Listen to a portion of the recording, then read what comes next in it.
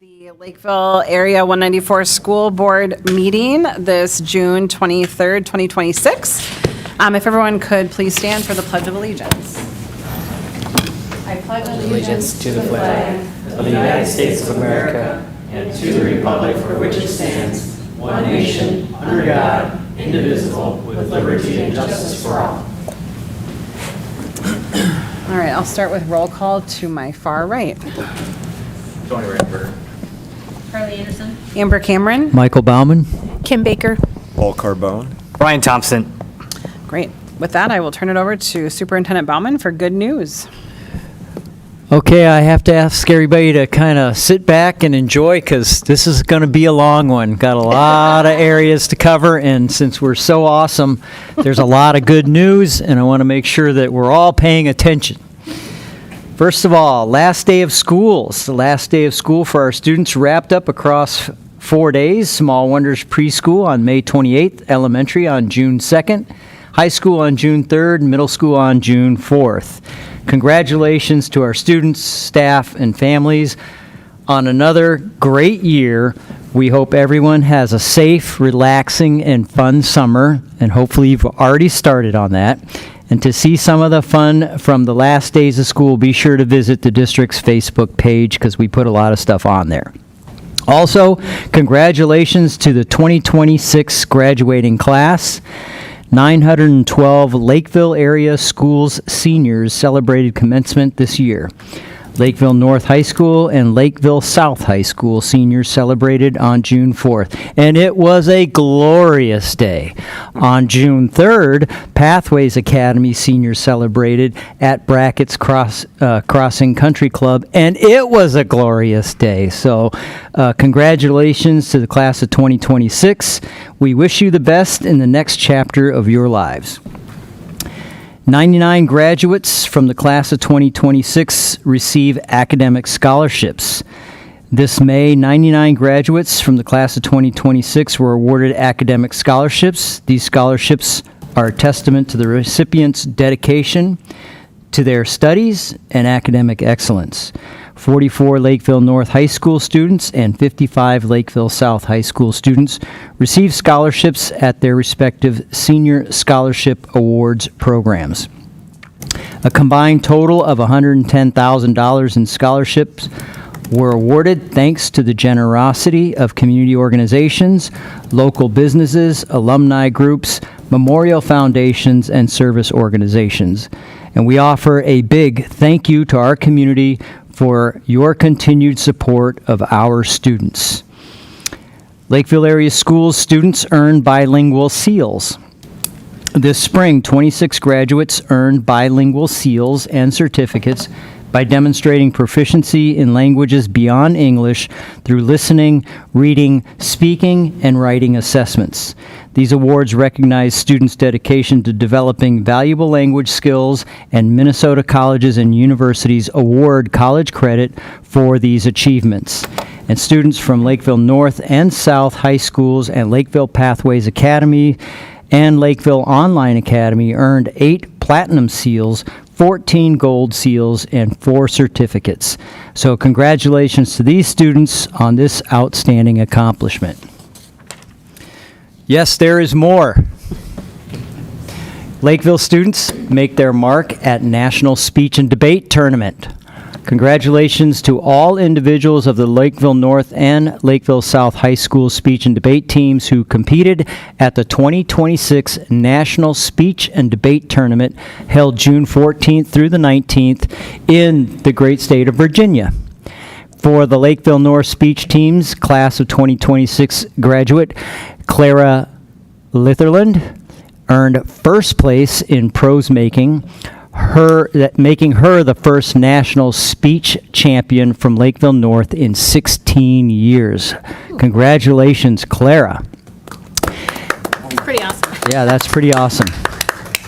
Incoming Lakeville North senior Stefan Barento also took 6th place in program oral interpretation. Incoming senior Yu Tong Jang made semifinals in dramatic interpretation, and incoming freshman Charu Karthik placed third in informative in the middle school division. For Lakeville North and Lakeville South debate team, Lakeville South Class of 2026 graduate Alice Yee earned a sixth-place speaker award in Lincoln Douglas debate. She was also recognized by the National Speech and Debate Association as a four-time national tournament competitor. Congratulations to all the competing students for representing Lakeville area schools on the national stage. Well done. Lakeville South golfer Oliver Thiel takes fifth place at state, and so congratulations to Oliver Thiel on an impressive fifth place finish at the state golf tournament, competing against 93 of the best high school golfers in Minnesota. Thiel recorded a two-day score of 143, placing him in a six-way tie for fifth. On top of that, the Lakeville South boys golf team took home seventh overall, and congratulations to all our student athletes that competed at the state level in golf. Well done. Lakeville South girls lacrosse earned sixth consecutive section championship and advanced to state. So congratulations to our Lakeville South girls lacrosse team on a very successful season. The Cougars won their sixth consecutive section championship on June 2nd, defeating our neighbors, the Farmington Tigers, by a score of 12-10. They advanced to the state tournament where they competed in the quarterfinals. Congratulations on a great season. Go Cougars. There's more. Lakeville student athletes clear hurdles at state track and field meet. Student athletes from North and South represented their schools at the state track and field meet. Lakeville South senior Ava Welsh delivered an outstanding performance, capturing first place in the girls' 100-meter hurdles for her second consecutive year, along with third place in the 300-meter hurdles. The Lakeville South women's team tied for fourth place overall. Congratulations to Ms. Welch and all Lakeville North and Lakeville South students who competed at the state meet.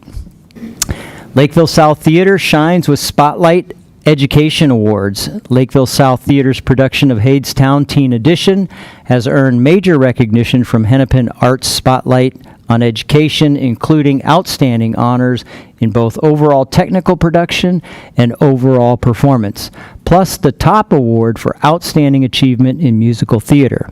The cast also performed at the 2026 Spotlight Showcase at the State Theater in Minneapolis on June 8th, while seniors Jordan Rivera and I apologize if I mispronounced this, Limbulong, also represented Lakeville South in select Spotlight programs. So congratulations to our Lakeville South Theater group. Lakeville South and Lakeville North excel at Ultimate Frisbee State Championship. Congratulations to North and South Ultimate Frisbee teams for their strong performances at the state championship.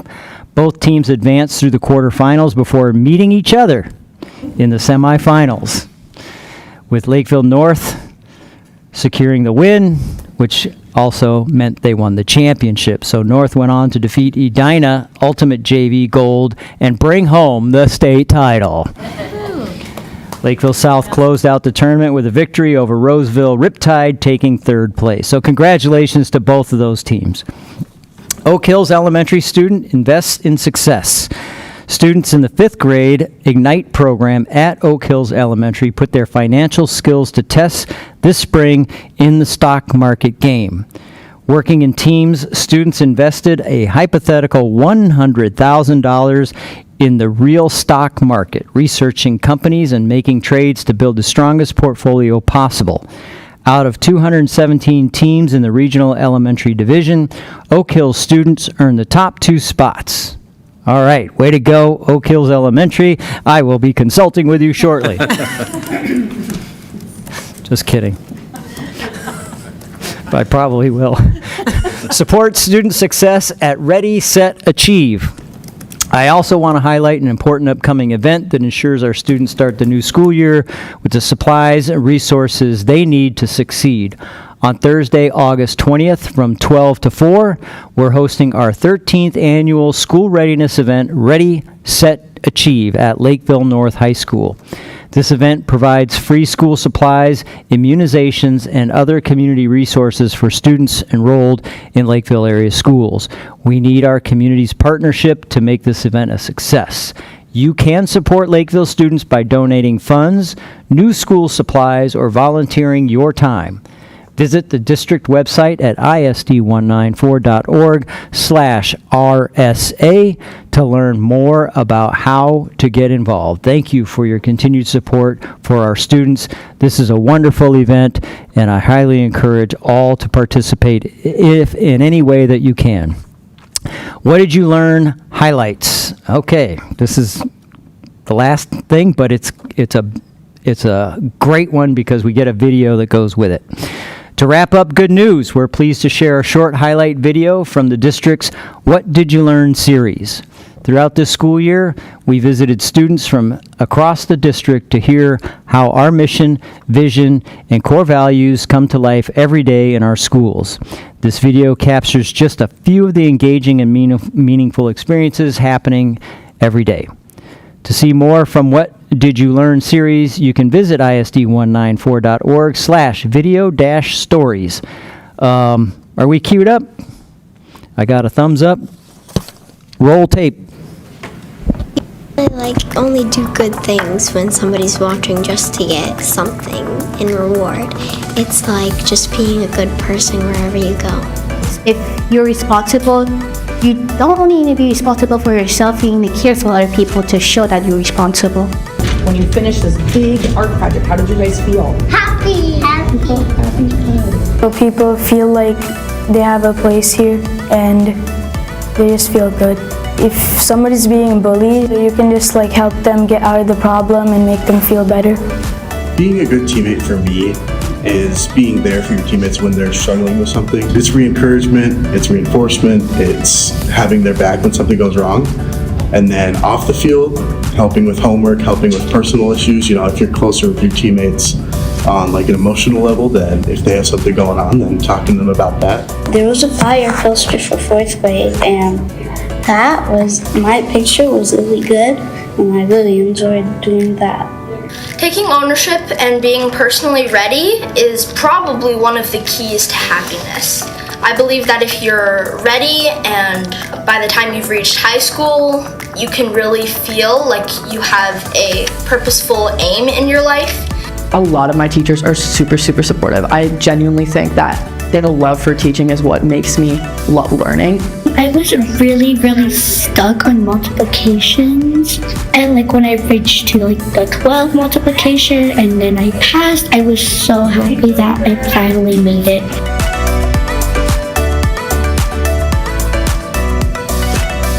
All right, Madam Chair, that concludes a good news from Lakeville area schools tonight. Awesome. Thanks, Superintendent Bauman. All right, with that, we'll move to board communications. I think the only thing I have for tonight, and the board has already been sent messages about this. We're, per conversation after our last work session, we're going to cancel the work session on July 14th, so that should already be on your calendars, but wanting the public to know that that meeting has been canceled. A lot of boards take a break in July, but we will continue to have the July 28th meeting, just because there's often a lot of business that needs to get done before the next academic year starts, so we'll plan on holding that one. So just one meeting canceled. With that, I'll move to approval of the agenda. Is there a motion to approve? So moved. First by Baker, a second? A second. Second by Swanson. Any discussion? All right, all in favor? Aye. Any opposed? All right, motion passes 7-0. Next on the agenda is public comment. We have 2 people signed up tonight, so I will read the information about the public comment stakeholder session. The board will open up the floor for 30 minutes to allow the public to address the board with comments and concerns. To participate in public comment, individuals must have registered in advance using the form provided on the website by noon on the Monday before the scheduled public comment session. There will be no board response during the session. Public comments framed as complaints and/or concerns about students and/or staff are not appropriate in a public forum due to data privacy laws. These comments should be addressed to the administration outside of a public meeting. Likewise, complaints about school board members should be privately directed to the board chair and/or superintendent. No formal action will be taken on a topic presented during public comment. As necessary, the administration will follow up with the appropriate personnel on any concerns that need to be individually addressed. Also, if necessary, the board will follow up during board communications at the next regularly scheduled board meeting. Individual remarks are limited to 3 minutes. The board will provide a signal when the participant has 30 seconds remaining of their time. Please try to keep audience noise to a minimum to allow everyone the opportunity to speak uninterrupted. All right, the first person signed up tonight is Josh Vandeheg. Okay, Josh is not here. And the second is Beth Beckwith. Did I get it right? All right, welcome. For those of you who don't know, I'm Beth Beckwith, and I'm the media specialist at Kenwood Trail Middle School and Christina Huddleston Elementary. And I'm here today, or tonight, to talk about the importance of school libraries and media specialists. One phrase I've been hearing a lot about lately is the current trend in libraries is. While I believe current trends are worth exploring, I believe we also need to consider what we know is best for our community and environment. One current trend is to decrease the footprint of school libraries. After all, students aren't reading anymore, right? Is this actually true? I see this as a variation of which came first, the chicken or the egg. Yes, typically kids are reading less these days, so why not decrease the size of the library and along with it, access to books they may find interesting and will have success reading? If they aren't using the library, why have it, right? Vehemently, no. Not all students have access to the public library or have their own personal libraries at home. If they don't have access to a quality school library, they can't use it. Our physical school libraries are important, so is staffing them with licensed media specialists. Part of the skill set of a media specialist is developing collections that reflect the interests and reading abilities of our students. Students are more apt to read what they are interested in reading. Around 10 years ago, Kenwood began to adopt methods described by Donalyn Miller in her book, The Book Whisperer. It was not uncommon after we started adopting those things to find kids reading everywhere at Kenwood, in the hallways, in classrooms, hiding books behind things. And so it is possible for kids to still enjoy reading. And Andrew Barron, our assessment coordinator at the time, identified a positive correlation between the reading practices from the Donalyn Miller method and our standardized test scores. The 40-book challenge is one of her unique practices. Students read books from a variety of genres and are surrounded by good books. Students choose their own books, which increases intrinsic motivation. The alternative, reading only from a mandated, teacher-assigned list. That actually decreases student motivations to read. Another thing is that teachers model reading with their students. Though some may view this as a pass for teachers, it's actually super important. Sometimes this is everyone reading their own thing. Sometimes it's a read aloud by the teacher, even if it's just a first chapter Friday. It also provides an opportunity for the teacher to book talk their favorite titles. Miller noted that dedicating regular, uninterrupted class time for silent reading is more effective than teaching isolated reading comprehension drills. At KTMS, we also noted that our students were more successful at sustaining attention during the standardized tests like the MCA, and we know that attention thing is a huge issue. Back to the chicken egg scenario, if the school library, which is sometimes the only access our students have to good books other than small classroom collections, if it's out of date, disorganized, and has unattractive or damaged books, is less appealing to students, which is going to decrease the independent reading. So, please care.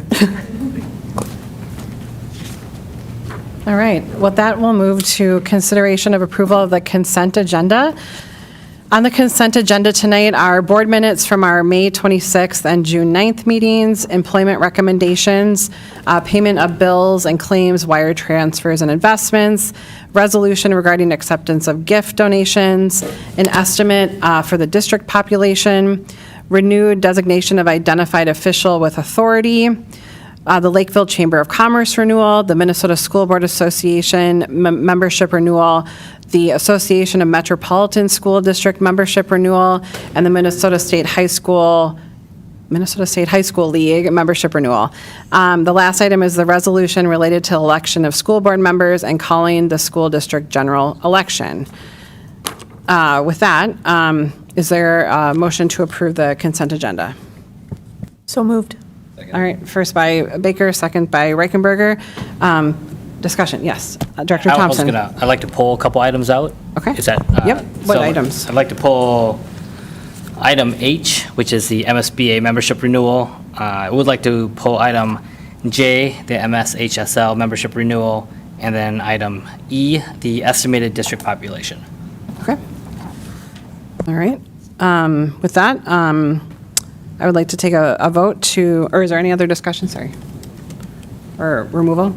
All right, with that, I'd like to make a motion to approve all items minus E, H, and J. There's a first and second. All in favor, say aye. Aye. Any opposed? Okay. With that, let's move to the first item. Brian, is it okay if we go in the order of Yeah, that's fine. E, H, J? Yep. Okay. So first item is the estimated district population. Yes, so I'm not opposed to this, but I think I just want additional clarity before I vote on it. Our community education, from my understanding, is that they provide an update of the number of community stakeholders that we have. I think it increased from 65,000 to 68 or something like that, and that allows them to levy additional revenue to fund their operations. And so that additional revenue is going to be about $24,000. It's like, I get it, it's not, it is what it is, it's not a lot.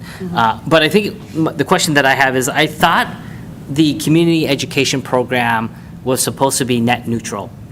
And so I don't understand why we would want to levy, or why we need to levy more. I know it's only $24,000, but why are we levying more? Now, I'm assuming we are already doing this because we got 65,000, but now we're just going to update it to have 68,000.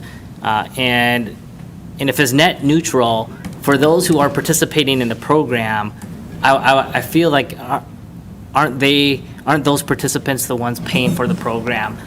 And then why do we need a levy more? And if we don't do it now, can we do it next year? I'm just curious. It's not a lot, but it's one of those where, do we really need to levy $25,000 more? Director Holmgren, can you provide a response in any other context that's helpful? Yeah, in community education, there is a levy. There's a levy every year, and it's per capita. So they get so many dollars per capita. So as most districts, if the population doesn't change much, they just use the census. So they get an update every 10 years.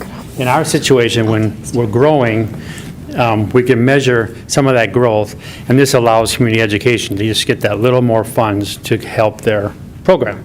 Now, actually, if you want to look at the levy piece on page 40 of the budget that I put out, you see that the basic levy there right now, that we're levying right now is $388,000. So that's money that is levied to pay for staff in the community education program. So when we talk about our administration and so forth. So this $24,000 that we're talking about here would actually be for the next school year, 28th school year, which would be added on top of that $388,000. Just follow-up questions. And again, this levy is a state mandate. We can't, there's no way to avoid it. There's no way to not charge our community members. The $388,000 it's required. Is that my understanding? We are allowed to levy. Yep. In any of our levies, we can under levy, but in most cases, we also lose aid at the same time if we under levy, because they're tied together. So in this case, if we would under levy community education, we would actually get less aid on the aid side, which is larger. You'd have to cut your community ed support commensurately. Yeah. The statement of net neutral, if that means that fees alone pay for everything, that is not true. Okay. It's a combination of levy and fees. The district, all districts in the state of Minnesota during COVID nosedived because we could not provide the services for that time. And as you have seen in our reports over the last 3 years, we've been trying to get back to out of a shortfall for our revenue expenditure position with community ed. And I think we're anticipating, is it 87K rounded somewhere in there? That's about right. I can get a number here in a As second. we've been trying to grow out of there. But it is a combination of levy and fees. It's never been 100% fees only. So our community of 196 or 184, sorry. No, we're 194. 196 is gigantic. Our community is contributing about $1.2 million in levy, and we're already doing it right now. Yes. And that is to offset some of the expenditures to run community education for all the students that are part of our community. And again, it's not that I'm going to oppose the $24,000 increase. It's just that, I was under the impression that we were net neutral. All the programs are net neutral, and so I'm like, why are we charging more? So that's all. Anyone have any questions, or am I the only one that thinks this way? Okay. You good? Oh, I mean, this is something a lot of districts are doing right now, right? Is adjusting their population-based numbers. If they're seeing substantial growth, yes, they are asking their board to do the same thing. Okay, with that, can I make a motion to approve the estimated district population? Is there I'd like to suggest a motion. Is there a first? So moved. First by Baker, is there a second? Second by Reichenberger, all in favor? Aye. Aye. Any opposed? All right, motion passes 7-0. Moving to the next item, the Minnesota School Board Association membership renewal. Yes. Director Thompson. Yes, so the Minnesota School Board Association, there really aren't a lot of associations that we can be a part of. This is the primary one in Minnesota. I was just looking at the line items, and there are 3 service offerings that we're getting from MSBA. One is the policy services, which is about $800. The independent school district membership, which is about $17,000. And then access to board book is, I'm assuming, what we have access to right now, which is about $3,000. And so the policy services, the board book services, I see value in that because we use it quite often. I'm just wondering, because the $17,000 that we pay the Minnesota School Board Association, they're charging us based on the number of students that we have in our district. And so because we are a top 10 school district, we're going to pay the top 10 price for these services. And so I'm having a tough time, if this is my understanding. So I'm having a tough time because if Farmington or Prior Lake, when they've got a question about policy 201, you know what? I may have a question about policy 201, but I am paying 3 times more because I happen to have more kids in my community. And so this goes back to very much like what we talked about last time with District 917, where what are we getting for $17,000? Because I don't call them for $17,000 a year's worth. If we hire an attorney, $1,000 a month, that's $12,000. We just saved ourselves $5,000. And so I'm just curious if there's a way to negotiate, if this needs to be signed today, or have them come to us and present why we should pay them $17,000 for services that Prior Lake, Farmington, and even Randolph, could get the exact same services for being a member. I'm curious. I don't know. Is that my understanding, or am I mistaken? Superintendent Baumann. Well, what I would say in terms of value, with the training, the legal consulting, Well, they don't provide legal consulting. Actually, they do. Well, but when I call them every time, they're like, Terry's like, this is not legal advice. Well, I'm not in on those conversations, so I'll have to take you at your word, and I would have no reason to push back on that, other than to say that they are subject matter experts in the field of education law and the field of board operations across the state of Minnesota.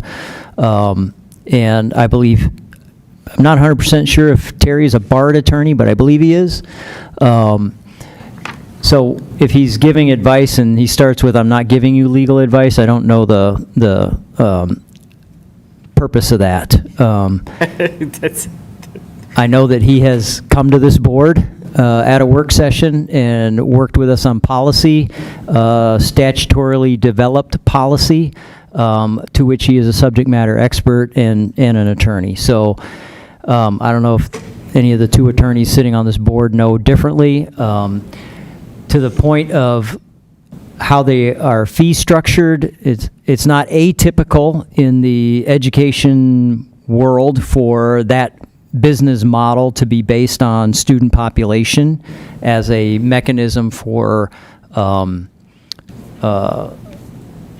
fees or memberships.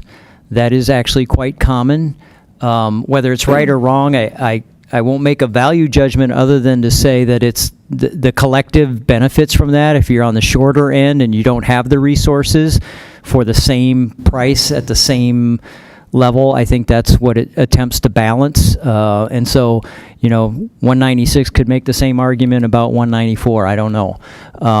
And that's what I understand it to be. I'm not making a value judgment on it other than to say that if we don't have that resource available to us, we probably would have to pursue it through other means that would not be free either. Director Baker?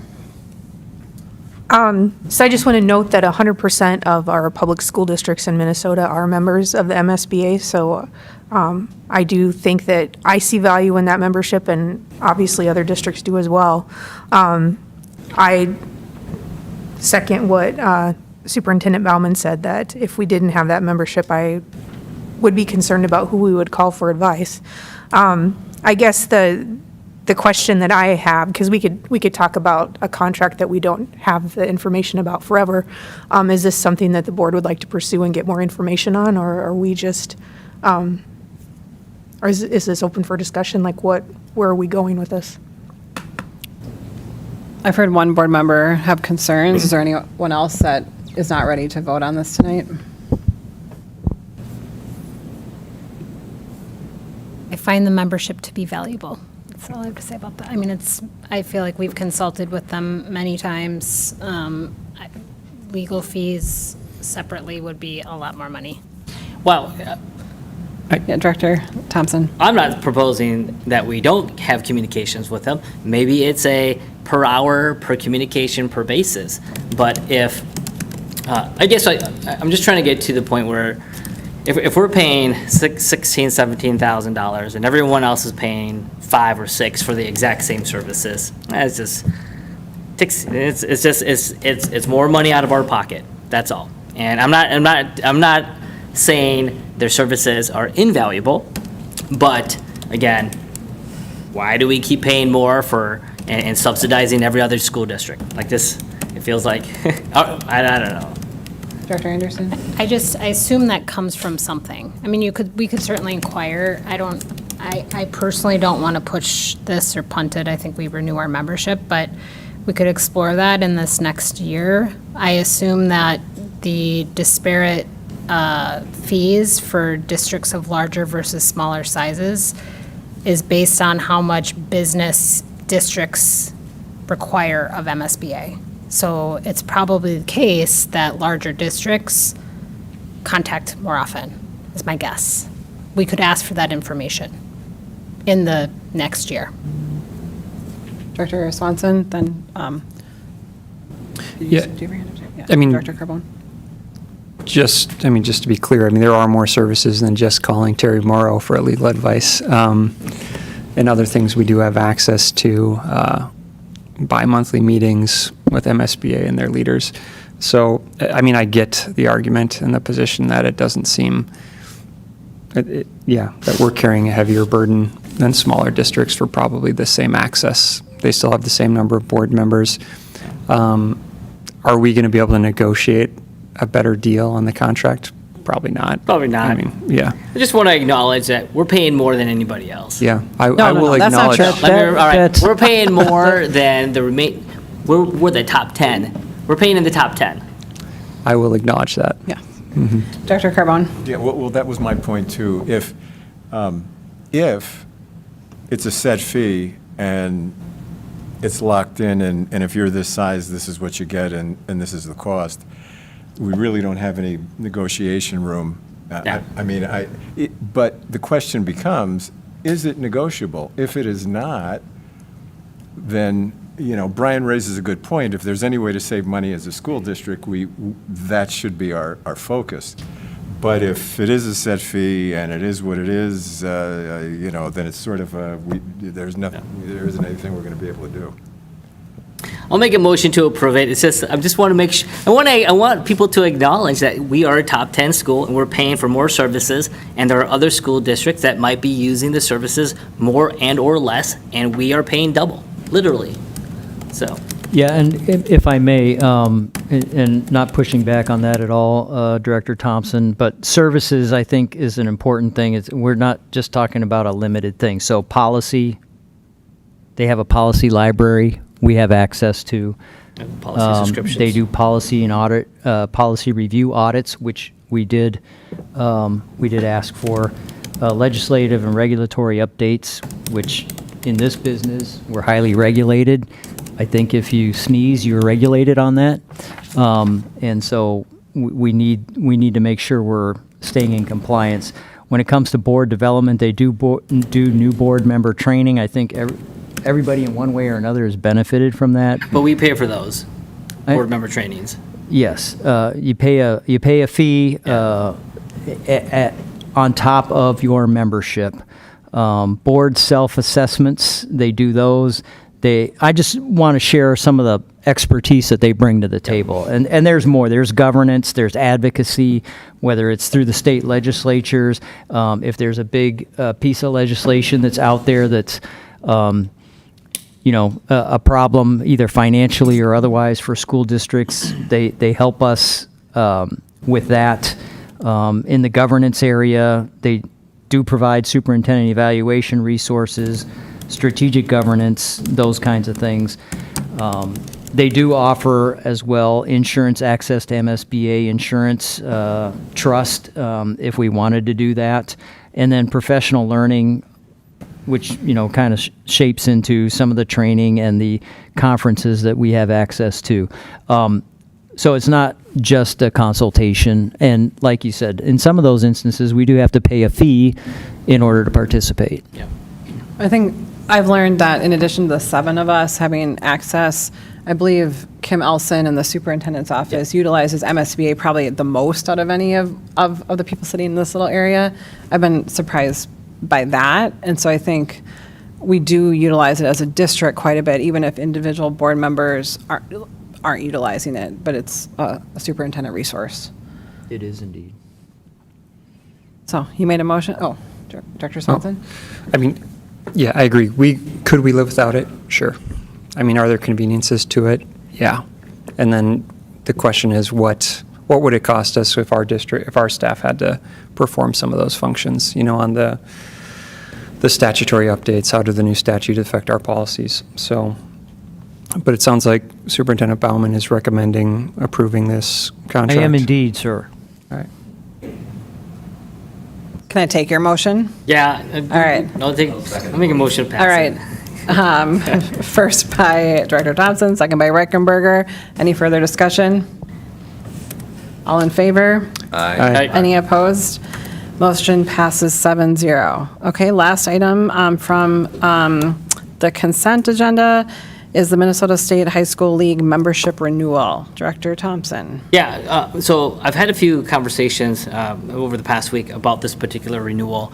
Not that I'm going to say no to it, but I think I just want to acknowledge it for folks who may be new to the public education system, but as well as this, is that by voting no for this renewal, the High School Association League, that would mean that all of our high school activities, all of our high school sports, they would not be a part of this association, meaning that they wouldn't be able to play against those teams. And so if Farmington, Prior Lake, whoever, they're part of the high school association, we would not be able to play and schedule a football game or anything like that. And so it's in the spirit of being transparent, is it a monopoly? Maybe, I don't know. But it's not like the SEC and the Big Ten, you get options and you get to pick and choose. But it is one of those where by voting this down, we are impacting not just our school district, but all of our students, student athletes and students that participate in a variety of different activities, from DECA to debate to whatever it may be, from competing against other districts. And so I just want to make sure that that was shared, and those are the ramifications if this does not get passed. So. Great. So there's a motion to pass the high school league membership renewal. Yeah. First by Baker, second. Second. Second by Reichenberger. Any further discussion? All in favor? Aye. Any opposed? All right, motion passes 7-0. Moving to item number 5, district reports and discussions. We have a presentation on targeted services, summer learning. Thanks for coming. We have Margaret Gare and Janet McBride.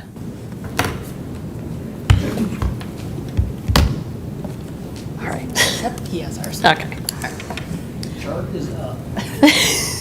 Good evening, and thank you for having us this evening. We're going to give you a quick rundown of summer academic programming. We are right in the middle of it right now. We are in full force. We've got our 4 elementary sites running, our middle school site, our high school site, and our online site running for the summer. So most people think that we just kind of put our feet up in the summer as teachers and principals, but I mean, today we were at 4 different sites alone, checking on kids and running around the district. So slide 2. Who's running? Do you have click? You got the clicker. I do? Yeah, look at you. Wow, you're empowering me tonight.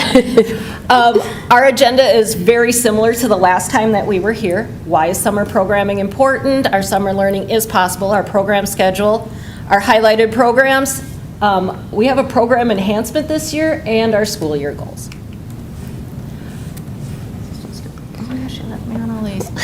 All right. So why summer learning? It provides a system of support for the whole child. We do academics, and we tie it in with our social emotional learning. It gives it access to a tiered instruction. What we have done in our classrooms is we're reteaching and pre-teaching. We're doing station rotations, so if you mix a 2nd and 3rd grader together, they don't know the difference. They're all working on math over here, or they're doing something over here, so we can rotate them and help pre-teach and reteach to make them successful during the school year. There's a number of different, the Every Opportunity video there that any of you had a chance to watch. It really shows to get our kids on target by 3rd grade and how much it can impact them or grow the gap if we don't provide some of these opportunities. I would encourage you to watch this video. It also talks about the importance of relationships. It's not children of Lakeville schools, but it's just a children's viewpoint. So if you have a chance, take a look at it. You went blank. Try again. Oh, just get out of here. All right. How is this possible? Well, we're fortunate. We have an ALC in our district, and if you have an ALC in your district, you are able to run targeted services. We can provide these. We don't have to, but because we find it very important, this district has really allowed us to grow our program if it's necessary. The state funding we try to break even. We can produce an extra 0.2 overage for a student, which is about 204 hours, give or take a little bit. So when we staff and we put our students in, we go for our break-even number to include any salaries or supplies necessary. And all of our students qualify under the Graduation Incentives Act.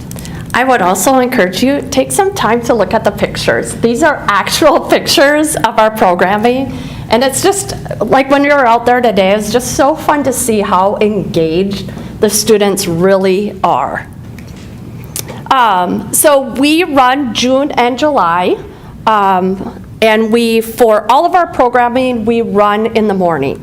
So our credit recovery is 4 days a week, Monday through Thursday, 8 to noon.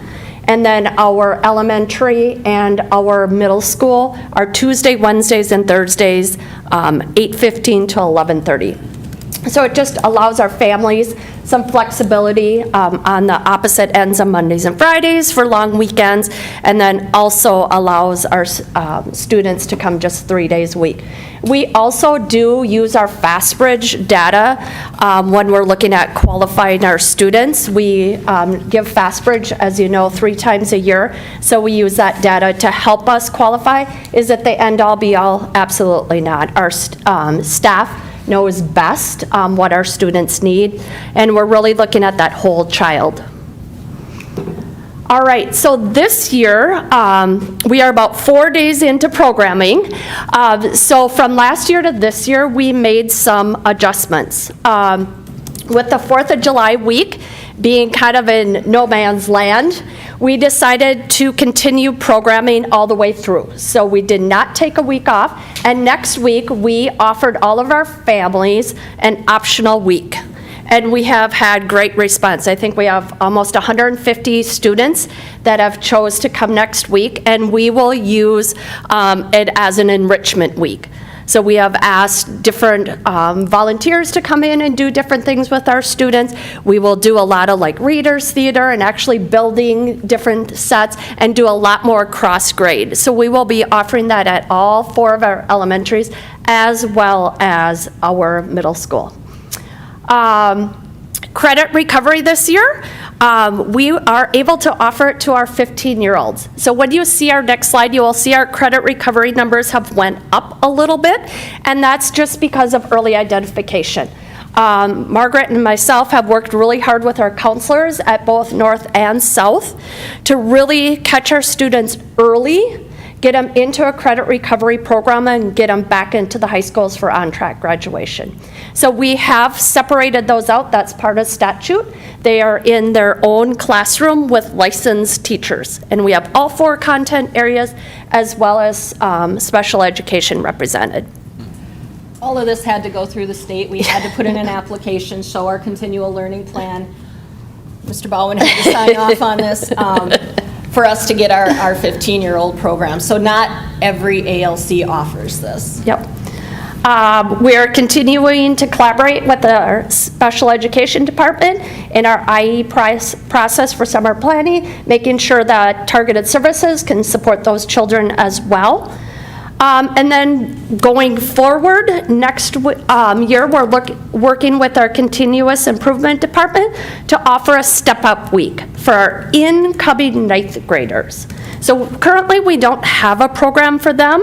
So when they are going from our middle school to our high school, we would like to offer a 2-week program of some sort in August and work with our high school teachers. So. All right. And we've kind of hit this already. At our targeted services, we use station rotation, multi-grade when necessary, targeting our math and reading skills, and then also using lots of hands-on activities. Our credit recovery, we've kind of highlighted as well. We continue to have all of our licensed teachers at all core areas, including special education, and we have that at Lakeville South this year. And then this year, we continue our health and our PE with our online program. So that just started last week as well. All right. Our numbers look pretty similar to last year for our targeted services. It's a projection. So we are 3 days in. So I would expect these numbers typically grow in July. A lot of families didn't know their summer plans when we first sent out the invitation. So every day I'm getting emails like, can you take them, can you take them? So I expect that to tap out right around where it did last year, or maybe a tad bit higher. Credit recovery, Because we hired more licensed teachers this year, we were able to take more students, and then we had the early identification. So we are already running about 180.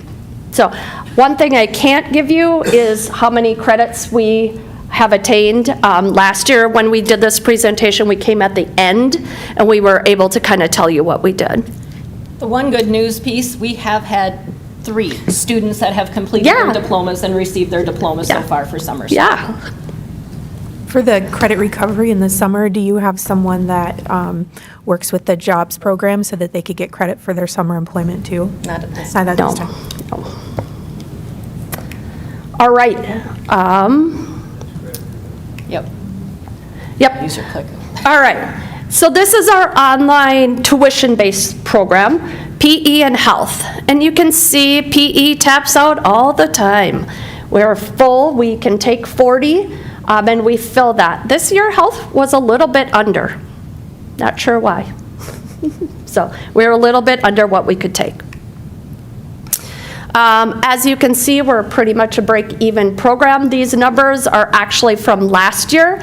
Our credit recovery numbers are going to be a little tighter than is shown right here because we hired more staff because we took in the 15-year-olds. So, all right. Our goals for the 26-27 school year, we always are gathering feedback from our staff and our families. I was part of the district summer learning network that was nationwide, and this past year, and we talked a lot about improving our programs through feedback and stuff. We will be looking at correlating our summer attendance rates with our fall FastBridge scores. We look at 70 to 80% attendance, and what do those do to our scores?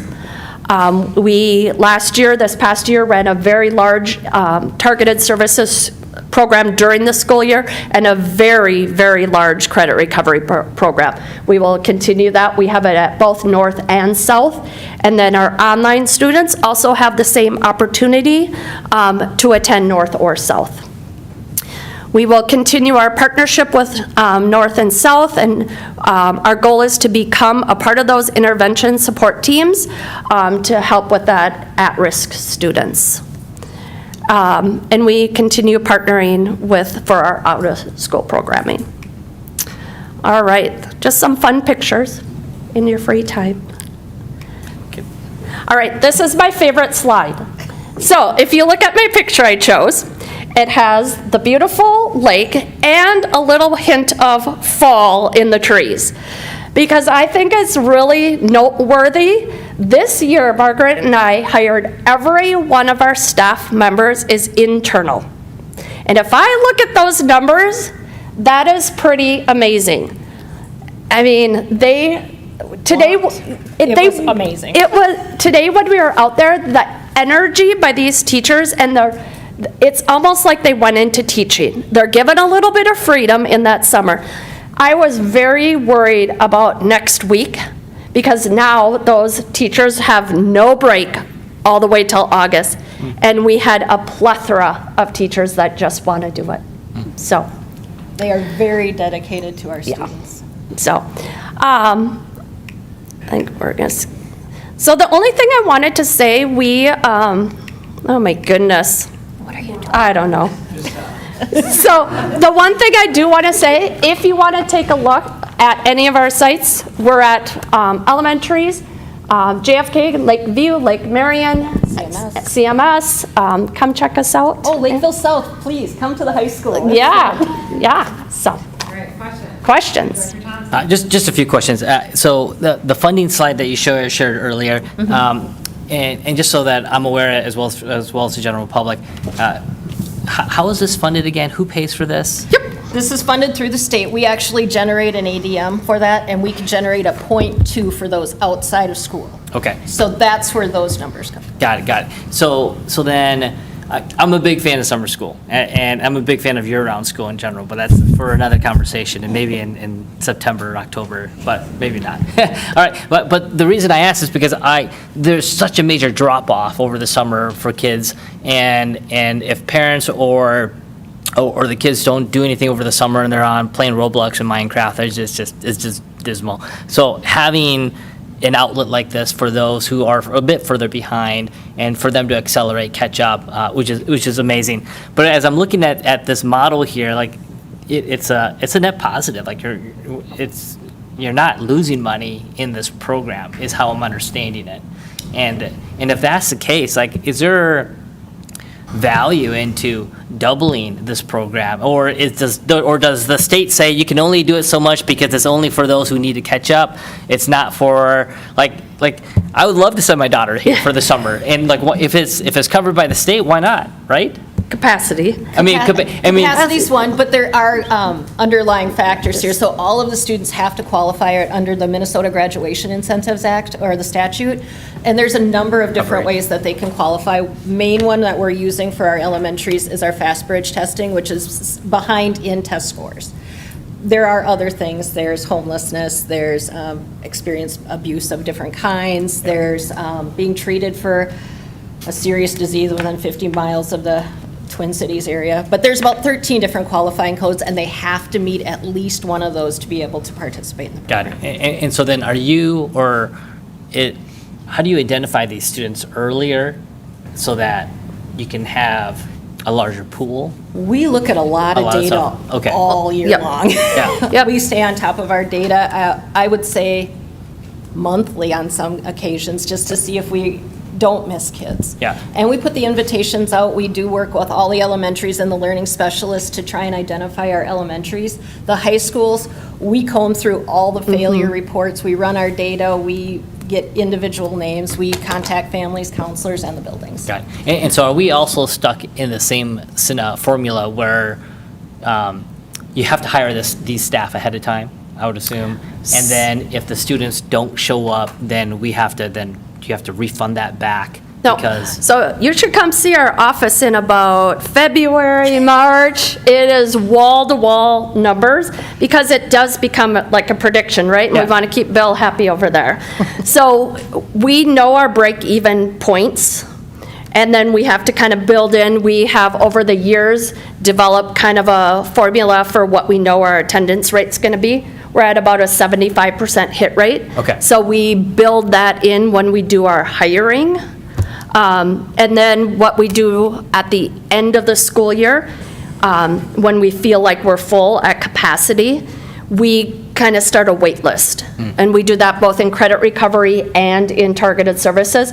And as families' schedules get crazy, and then we just go right off that list. Can just add students in.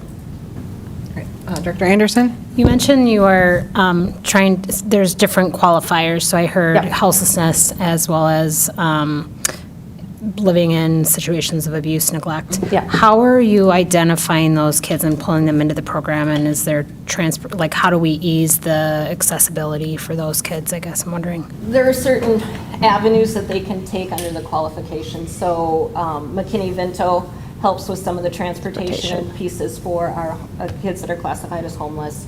Parents get them there. Trying to find them, we work with the social workers in the elementary buildings, the learning specialists, their admin, anybody of those that will give those recommendations to us. That's not something I find in campus. Those come from immediate recommendations from the building. So I think to your point, so like I pull all the FastBridge scores and we kind of meet with the teachers in a PLC, like what's high risk, low risk, some risk. But the teachers really probably, what you're asking is, they're the driving force behind that kind of next step invite. So the invite actually doesn't come from our department. It comes directly then from the classroom teacher. And then we kind of move it backwards. Because I would say, when I go out to elementaries, the first thing I say out of my mouth is, you guys know the students better than I do. I can just see the data.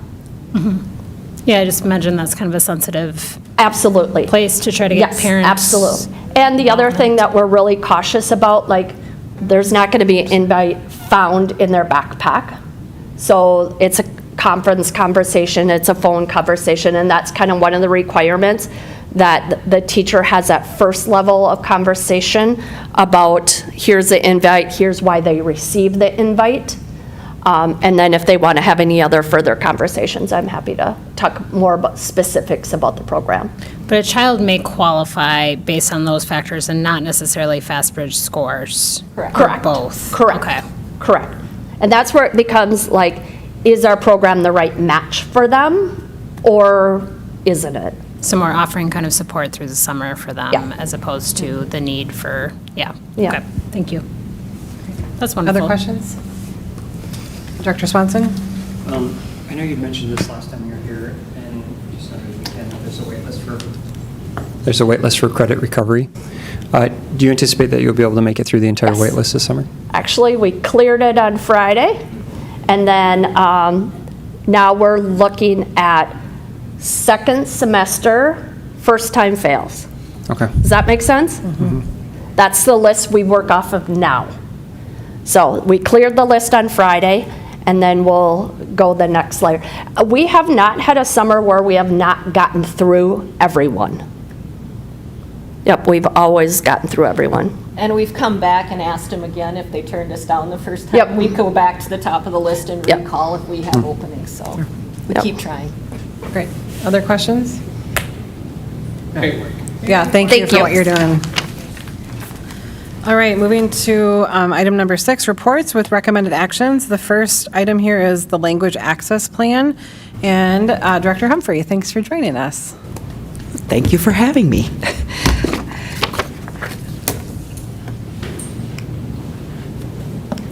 Okay, so good evening, Madam Chair, Superintendent Baumann, members of the school board.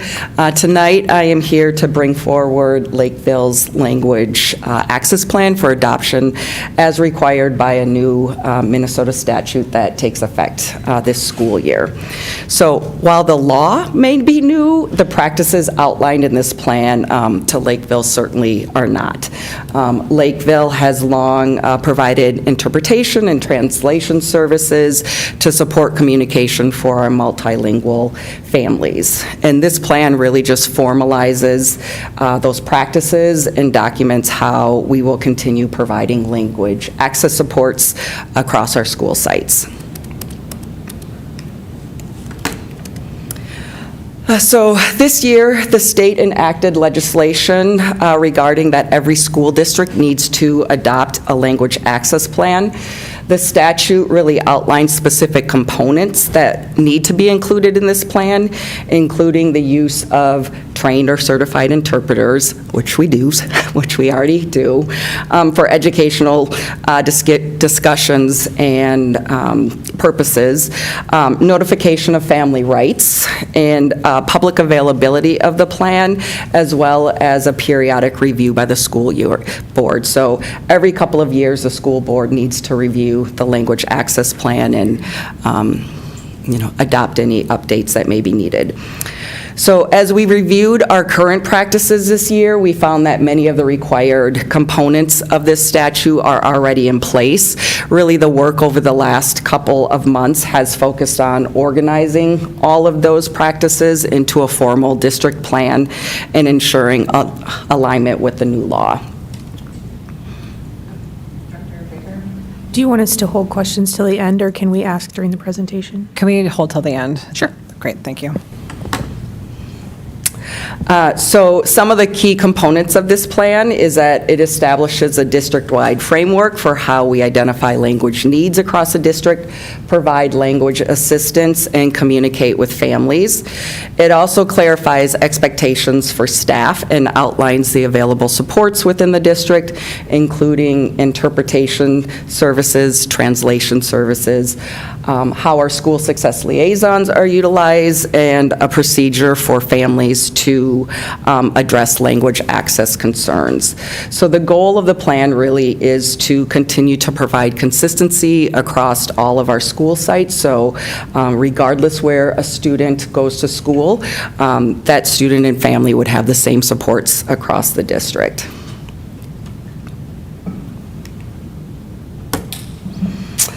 So one area that has been emphasized with this new statute is that ensuring that families have meaningful access to participate in their child's educational decisions, or decisions that would affect the education of their child. So for that reason, the plan really specifically addresses communication related to academic progress, any specialized programming, evaluations that may take place, our placement decisions for students. So it's really about ensuring that language is never a barrier for families, and that they're able to understand important information, written and spoken, so that they can be involved in the educational decision-making of their child. So tonight, really, the goal is to hopefully adopt the language area plan in accordance with the Minnesota statute. From there, then we would look at publishing the plan on the district website, and then including that plan in our district handbooks. And, of course, continuing to implement, as we already have been doing throughout the year and years, and then get on a cycle for the school board to review every couple of years. Great. Questions? Director Baker. I just have a few clarifying questions that as I think about community members that are listening and how they understand some of this information. Can you clarify when you're talking about interpretation services? I think on your slide it said it was information.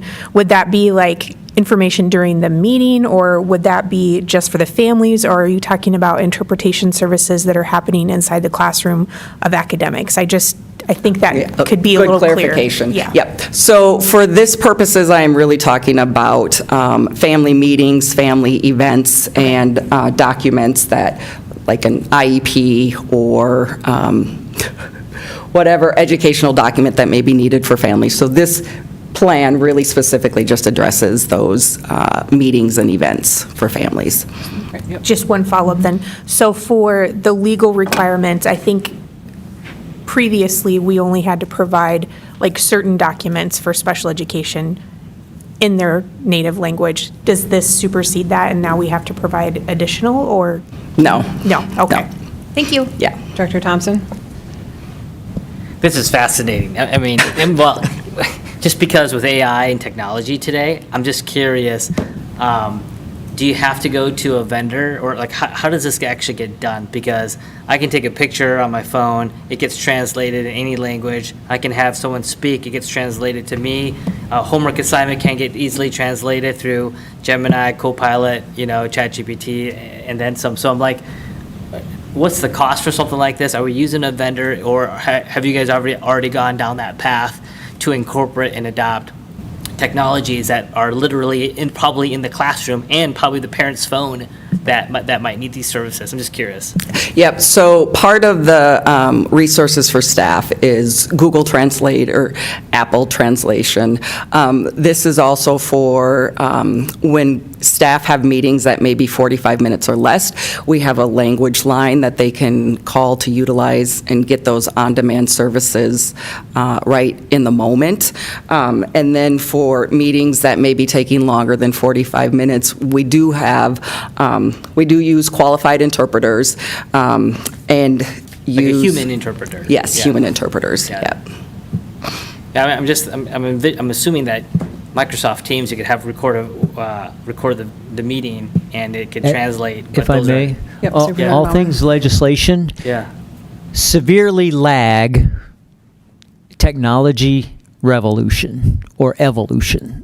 And so everything you're saying is true, but whether it's regulatory through the Minnesota Department of Education or statutory through the Minnesota legislature or on a federal level through Congress, it's not going to keep pace. And we'll be, as a public service entity, we will be required to provide these services. And we can talk in minutes. Why can she talk in minutes? Because the regulations say that. But AI capacity, as you note, we are leveraging where we can, but we also have to comply with the requirements, which may have financial burden on school districts. Yeah. Dr. Baker? I just want to add how important it is to have just that person in the room to translate, just because, especially with some of our things that are test names, that doesn't translate for AI. And then when you're trying to interpret results of a specific test and you're trying to explain some of the outcomes of those exams, culture plays into that a little bit too when you're trying to talk about IEP goals and objectives. So it is very, very beneficial to have those liaisons there. I think they are just amazing as far as helping that communication with the families. Dr. Swanson and then Thompson. Just two questions. So I think you addressed this a little bit, but were there any additional services or procedures that we had to add to our current practices? None. Okay. And then kind of going off from what's already been said, have we tried to use any sort of like translation earbuds for in the class use for students? So I would say, I believe that they have tried that in previous years, and I'd have to get a little bit more information on why it wasn't specifically Am I correct? successful. This plan isn't about the classroom? No. This is No, only this is family only about me, communication. yeah. Yep. Family communication only. Okay. So it, I mean, the statute that you referenced, 123B.32, I mean, it's pretty broad. I mean, it doesn't necessarily say only for families. And I will note, as Superintendent Baumann said, it does say we'll use trained or certified spoken language interpreters, which I think is part of the problem. But we obviously don't have interpreters in every classroom that we have an EL student in, correct? Correct. Okay. I'm just wondering, again, if we're maximizing access to available technology to kind of bridge that gap for those students who might not understand what their teachers are saying completely. Mm-hmm. And again, yeah, I just want to point out the difference between maybe our EL services and then what this plan is really about communication for families and not what's going on in the classroom in real time. Would you be willing to describe the language line? My husband uses it a lot in Shakopee, and it's a great resource. I think that might get at some of, like, what is it? How does it work?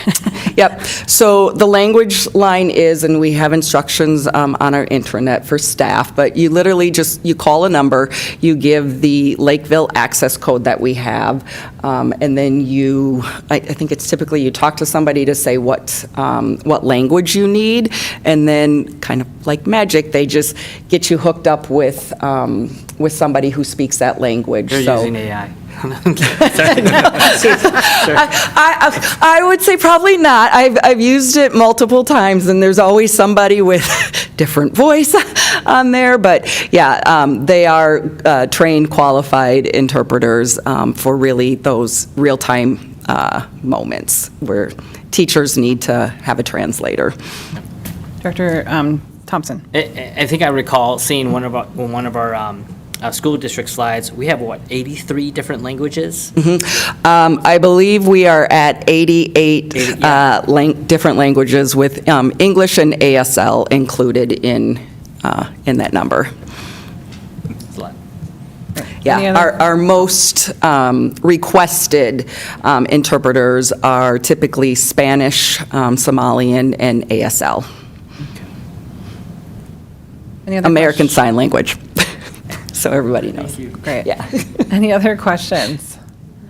All right. I entertain a motion to approve the language access plan as presented tonight. So moved. First by Baker, second by Reichenberger. Any further discussion? All right. All in favor? Aye. Any opposed? Motion passes 7-0. Thank you, Dr. Humphrey. Thank you. All right, we'll move to letter B, approval of the LEAF contract. Welcome, Director Albrecht. Good evening, Madam Chair, Superintendent Baumann, and members of the board.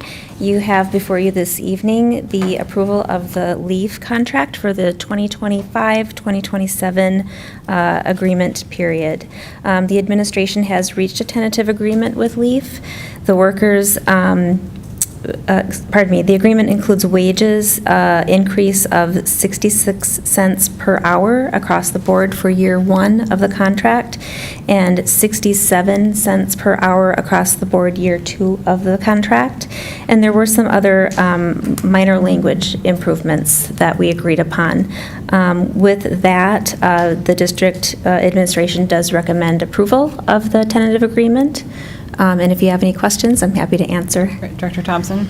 Yeah, I just have one question and just a statement. The first question was, so thank you for being a part of the negotiation team and leading this effort. How long did this process take with this particular union group? I know that we generally wait until maybe I think the teachers union gets done. This seemed to be fairly quick, and so Yeah, we met 4 times. We met May 7th, May 14th, May 26th, and settled on May 28th. Okay, wow, that's fantastic and great for you as well as the district and the Leaf Union representatives to button this up and get aligned really quick.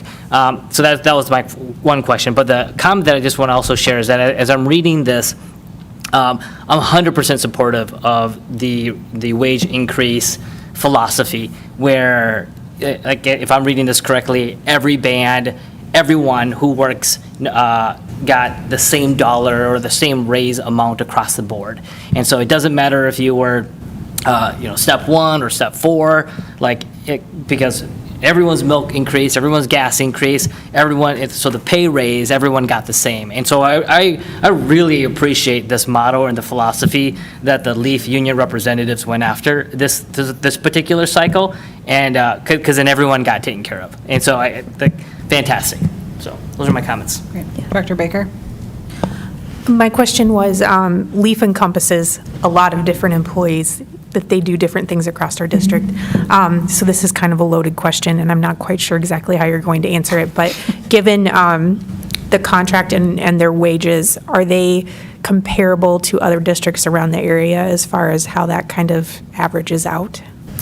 From what I know, yes. Okay. But it's about the total package, so it's about, of course, more than just wages. It's about what the district contributes to our health insurance plan, the cost of our health insurance plan. So I'm going to answer that as diplomatically as possible. I appreciate that. When I'm thinking about some of these harder to fill positions, and a lot of times it's Leaf employees that are in those positions, and we have to be competitive with the other districts around us. So that was really what I was thinking about, is making sure that we're still competitive so that we can get those employees. Right. Great. Any other questions or comments? All right, I'd entertain a motion to approve the Leaf contract as presented. So moved. First by Reichenberger, second by Anderson. All in favor? I would have seconded that too. I heard recently in a meeting, someone said seconded by multiple people. Okay, all in favor? Aye. Any opposed? All right, motion passes 7-0.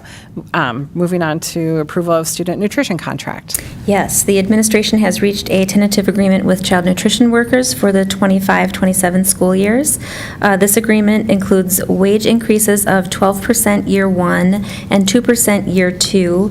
Other language improvements were made, including the addition of Martin Luther King Jr. holiday, a limit on the performance pay, and some other minor language updates.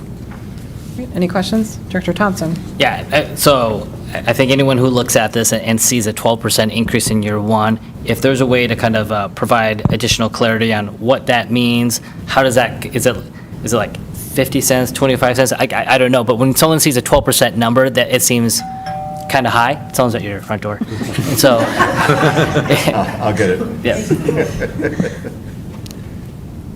Yeah, okay, all right, you're done. I'm done. Okay. Yeah, 12% does seem, it is a little bit higher than we've given other groups, but in comparison with what a 12% increase is, it's actually not a very large amount. I'm going to look to Bill to give you what the dollar amount would be. Also, just some background information on that 12%. Our child nutrition director did some background work and discovered that we were under market compared with some other districts. So we gave them a larger increase to get them to a comparable market adjustment with their wages. Also, these wages come out of a different fund that needs to be spent down every year. So just a little bit of background information on where that number is coming from. And this area is pretty hard to staff generally, right? Yeah, I would say positions turnover, that I should are, say. yeah, positions that are, less than 8 hours a day and a certain number of days a year, they can be hard to staff. You have to find the right person who wants that schedule. Bill, do you have the? Yeah, in that first year, it's about $1 Per hour? Okay. Yep, Director Thompson? And that was due to a market calibration of how they are with our peers. Funding came from a kind of a different pool or a different bucket. Is that what I heard? Yeah, but this is the student nutrition fund. Yeah, okay. Or, we have a very healthy fund. It's very healthy, yeah. We can't take funds and use it anywhere else. Yep. And this group really needed a market. Fantastic, okay. Great. Any other questions or comments? All right, I entertain a motion to approve the student nutrition contract. So moved. Moved by Baker, is there a second? I'll second. Second by Anderson. Any other discussion? All right, all in favor? Aye. Any opposed? All right, motion passes 7-0. Last one, approval of the non-licensed educators contract. Yes, administration has reached a tentative agreement with non-licensed educators for, again, the 25-27 school years. The agreement includes wage increases of 2% year one and 2.5% year two. Other language improvements were made, including the addition of the MLK Junior holiday and an added longevity step at year 6, so after the 5th year, and other minor updates. Any questions or comments? Okay. I'd entertain a motion to approve the non-licensed educator contract. So moved. First by Reichenberger, second. A second. Second by Anderson. Any further discussion? Director Thompson. Yeah, can you, I'm not exactly, what kind of a staff are considered non-licensed educators? Just remind me again, whoever can answer that question. Correct me if I'm wrong, I think that's our community ed, so our ABE, pardon me? Early childhood. These are like the Early kids zone. childhood. Are they our Staff. adult basic education as well? Preschool, okay. And do we have a lot of bands in this category? I know that in education, they've got like 14, 15 steps and then see the added longevity after. So these are not like our EML because they're not licensed, they're non-licensed educators, so there are 3 steps at only 1 lane. Okay. So each step went up the relative, or the percent amount that I gave you on each step across the board, yeah. Thank you. Great. Director Carbone? Did you, sorry. No, you got it. Any other questions? Yeah, I had the Director same Swanson. question, so. You had the same question? Yeah. Okay. All right. Anything else? All right. With that, there's a motion and a second. All in favor of approving the non-licensed educator contract? Say aye. Aye. Any opposed? All right, motion passes 7-0. Thank you. Thank you. All right, moving on to letter E with Director Holmgren to discuss the fiscal year 27 budget.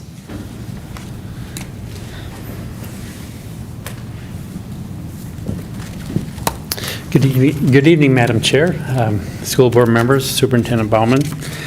I'll go back through our budget for fiscal 27. Since we discussed this 2 weeks ago at the work session, this book is exactly the same as I presented to you that night, except the draft is taken off. It is our final version, but we haven't changed one number. You changed one chart.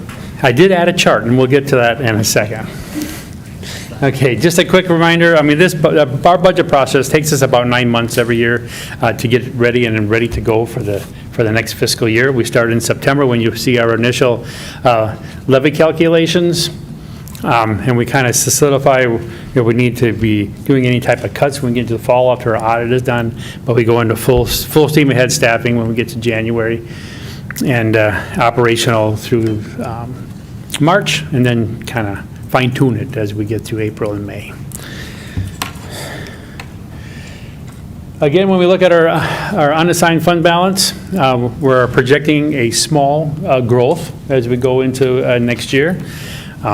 This is getting, as we go forward, as you know, the way we're funded by the state of Minnesota, the amount that we receive from the state of Minnesota is never quite as much as what we have in increased staffing on a yearly basis. So that's why you're seeing this number slow down or de-accelerate. But looking at an 8.5 for June of 27. This is another area where we're seeing some slow. Our growth has slowed considerably, so it's part of the not generating as many funds as we have in the last couple of years. And you see for 27, we're only projecting about a 25 pupil unit change from the year before. But we are going forward, looking at a 1% going forward. Dig right into the revenues. You can see here that we're looking at about 2.68% of new funding in the state formula allowance, and it's exactly what the formula allowance changed. So it's exact, and it's because we aren't really seeing a big change in our enrollment. Property taxes, you're seeing an increase there. Mainly that is because we don't have that negative adjustment from the year before, where we had too many funds because of the enrollment that were projected at the time. So we're seeing almost $5 million there. Federal sources, small change, a little smaller. Again, this is a zero fund game. When we talk about federal, we actually get exactly what we spend back. Our local, about the same.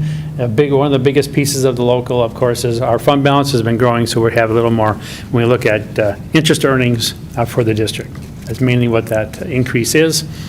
Our other financing sources, what that is looking at new devices for students next year and the money that'll go into that.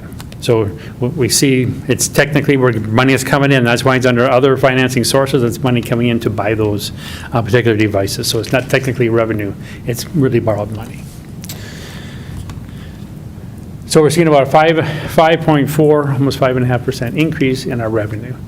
Now here's the chart that we did add. We talked about it during the work session, and there's always questions about, well, how our operating levies, when do they renew, how much are they? Let's give a better idea. So you see there, in 2027, coming up, we do have another renewal. That's at the top of the list there. That's planned to come forward. And this is one that's our biggest one. So you can see that it's generating now about $11.2 million. So this is a critical operating levy for us. But as you add those up, that's you come up with about $24 million in our operating levies. But they are about every other year. I appreciate you sharing this one. I think this is good just for us as a board to have visibility of when the next operating levies are going to be due, so that we can be mindful, like this upcoming one in next year, it's a big one. I mean, it's $11 million. I mean, previously we've talked about $3 million, $1.5 million, and so forth. But I think the broader context of this particular slide, in my mind, is that the aggregate of all of those together is about roughly $25 million. We run in the general fund a $220 million operation, meaning that the state gives us funding as well as required levy authority, that's the state statute, to pretty much get us to about $195 million, meaning that these operating levy referendums, technology, project levies, these are the optional ones. Like, we don't have to, but the community is the one deciding to vote to, yes, we want to contribute $25 million to continue to run the schools the way as they are today. Now, if we want more capabilities, more services, X, Y, Z, it's got to come from our operating levies. And so again, when you look at the broader picture, $25 million out of our $220 million operation, it's a small percentage that our community is choosing to contribute more of. And so, again, if we as a board find that there's additional capabilities and services that are needed, that's warranted, our community has to decide if they want to contribute beyond the 10% that they're contributing right now, from a voting perspective. So I just want to I want to make sure that gets acknowledged here, because again, $25 million is a lot, but it's 10% of our broader $220 million operation a year, so. If anybody didn't find the chart, it is in the book on page 19. And I'm just looking forward to this 2017 operating levy renewal, and the funds used for renewal is to avoid budget reductions. Now, these notes that we put in there are notes that we found in past levy renewals or when we actually went out the first time. So we just use the same verbiage and put in there. Well, That's where they came from. No, I mean, I think it's interesting because it kind of points out the fact that the schools are essentially underfunded by state funding. And how do you keep up with it without using your levy sources? And I do want to point out to Director Thompson's comment, my understanding is we only have like $500 of per pupil levy funding available. We did look at that. We actually have $470 left. Okay. That were under the cap. And that in today's dollars, or in today's pupil units, that would generate about $6.1 million. Okay. So even if we wanted to go all out, the most we could get is $6.1 million. That's correct. Yeah. Okay, talking about the percentage, when you look at property taxes and our total, our total budget, property taxes are about 26-27% overall. Now, Director Thompson had mentioned the 10%. That is the operating levy, but we have a lot of restricted funds that come through our levy. For an example, the A&I budget or the grant, a third of that comes through our levy. Our QComp program, about a third of it comes through the levy. So there's restricted funds that are in that property tax area. But from the state of Minnesota, they give us by far the majority there at about 67 to 68%. Skipping over to the expenditures, they'll be on page 11 in your book. You're seeing that overall our salaries and wages are increasing by about 2.5%, and that pretty much balances with the TAs that were brought forward this evening. Our employee benefits, we're seeing a higher percentage change this year, and that is 100% due because of the increased health insurance costs that we are seeing.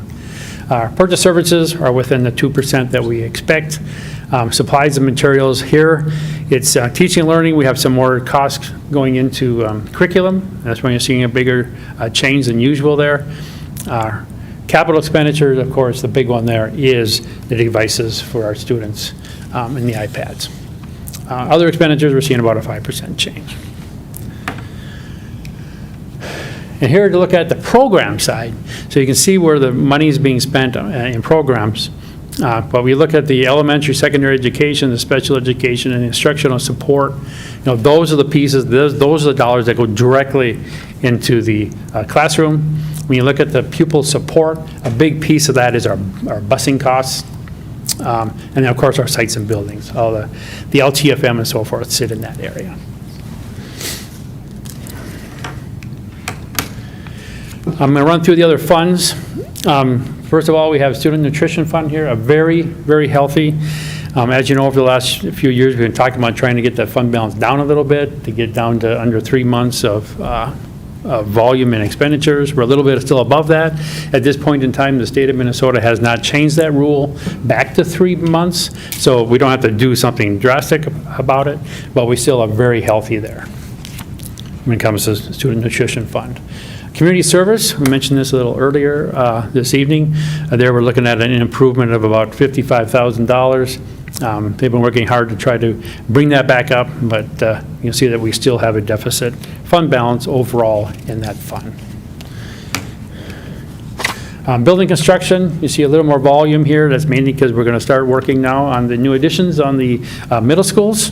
where we just ran an LTFM through there this past year. So you're saying instead of about 12 million or 13 million, it's going to be closer to 30 when we look at fiscal year 27. Debt service fund, this has grown a little bit. As you know, we're allowed to levy 105% of what we need to make our bond payments. In case someone doesn't pay their taxes, we can still make the payments.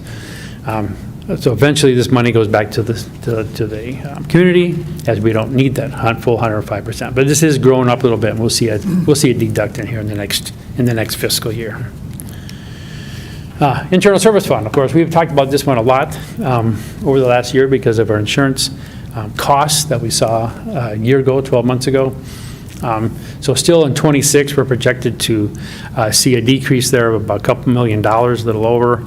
But looking at that going flat forward, small improvement, but not a lot. But we'll watch that very closely and continue to work on getting that fund balance built back up to where it needs to be. Yeah, Bill, on the self-insured health plan, which is always a risk because of the randomness of what could happen every year. How much of that how do you break that out per plan? My point is there a specific plan or benefit structure that's showing a trend that's really creating a tremendous amount of claims? Is it random across all the plans and everybody takes their turn, if you will? I guess what I'm saying is there something that's driving that expenditure, which is a big one, that we, in the next negotiation, can start having conversations about? I guess I don't right tonight. I could get you a lot more information on different trends when we look at our health costs. Yeah, what to your point, Director Carbone, excellent point. We need to, I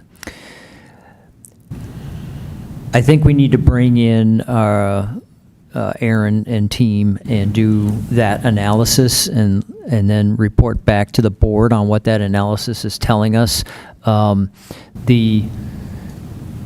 I know one of the biggest things in the market, and I think it has a little bit of impact on us, but probably not the major driver. I think the G1 or the GLPs. Yeah, GLPs. I think that was one of the things that popped up on the net across the state that's been reported as an issue. But for us, I think, like you say, there can be a random nature, whether it's by plan. You should be able to identify it by plan, right, on where it's hitting. Right. But it could be, the dreaded word cancer, right? And it really wouldn't matter your plan. So we can get that analysis done. Okay. I think that would be good because the group's big enough that the experience should be reasonably credible. Mm-hmm. to make some trend predictions. And so, okay, thank you. Dr. Swanson? I was wondering, I know you have the 26 budget for this fund. Where are we actually at to date as far as expenditures? Yeah, I took some time and looked at that today. And when we look at expenditures to date, but before we saw the increased volume last summer, it's almost identical. I mean, we're like within $50,000 from the cost from last year. So right now, we're right on track to be where we need to be. Mm-hmm. But it was June and July that gave us the problem last year. What are we at, like 30 million right now, or? Yeah, I think we're at 26. Oh, 26, okay. Yeah. Wait, so let me to clarify. So we're spending the same amount as we spent last year and in previous years. We just don't know if June and July is going to be another outlier year compared to last year or in the year before that. Okay. Correct. Yep. So we're just wait and see. Yeah. Yeah. That's all. We can't do anything. There's nothing we can do. As we learn more, we'll let you know what those numbers are. But here, and again, if you need care, go get care. But, yes. And so that's not the question. I think it's just more of understanding, are we budgeted appropriately for that in those instances? And if it happens twice, then we've got a plan in place. If it doesn't happen, then the plan allows to bolster its savings account. And then there's a a review next year to decide if it makes sense to continue down that path to further bolster the savings account or recalibrate it to a different number. So Yep, absolutely. that makes sense. So what you presented at the work session is kind of still holding true today? Okay, Yeah. great. Now, it's only 2 weeks ago. Right, yeah. Yeah. I'm like, I feel like I remember this conversation. Yep. A lot can happen in 2 weeks. Well, that's true. So here's just a summary of all of our funds. You can see the volume now at the, for Lakeville area schools. You'll see total revenue here of around 300 million and some other financing pieces at 55. And then spending 335 million overall in all our funds. So you'll see a change in our fund balance positive, but mainly that is borrowed money making that change. With that said, again, I just wanted to just say again, our general fund unassigned fund balance is projected to increase to 8.5%. So we're very pleased about that. The fund balance has come up over the last 4 years very nicely. And we're now within the new fund balance policy between the 7.5% and 10%. Of course, I have put a disclaimer, subject to change due to hiring. We're still hiring, so we're not quite done. But I think this is a very conservative budget.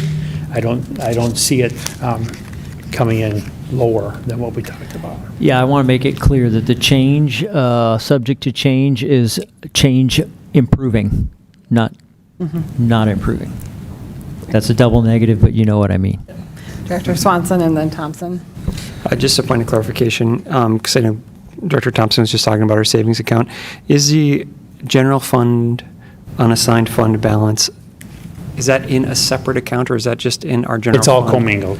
Okay. Yeah, It's we have just one not, checkbook, right? It's just not dedicated to anything. Right. And is that common practice that you don't have a separate account for that unassigned fund balance? Oh, yeah, that's common across all. In any type of fund accounting, you look at a city or a county or a school district. They're pretty much all, the funds are separate. In the system, we know exactly how much is in each fund, but when we talk about the actual cash at the bank, it's one place. Sure. Yeah, with it being the fourth year of my term, it's super favorable and great job in getting us from fiscal year 23 to 27 from 0.7% in our savings account to 8.5%. And again, having roughly 19.2 million is our target for next year in our unassigned balance. Again, it's just another word for just calling it our savings account.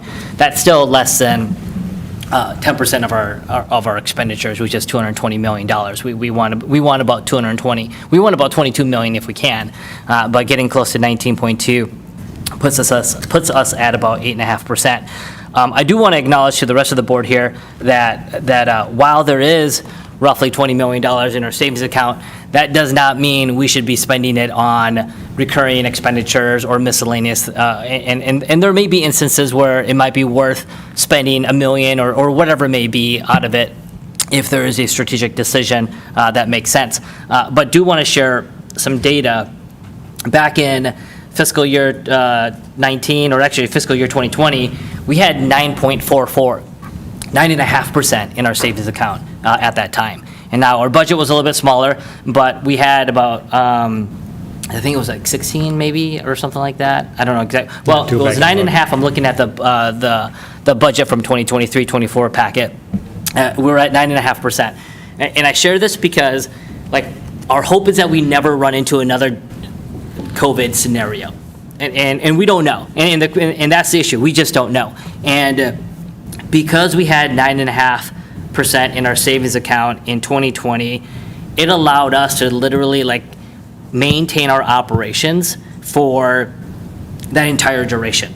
From my understanding, we did not let go any staff or any teacher, I don't know about staff, but we didn't let go any teacher during that entire duration. And so we were able to maintain class sizes, maintain continuity, but that also meant that we decimated our savings account to 0.7%. And so over that 3-4 year span.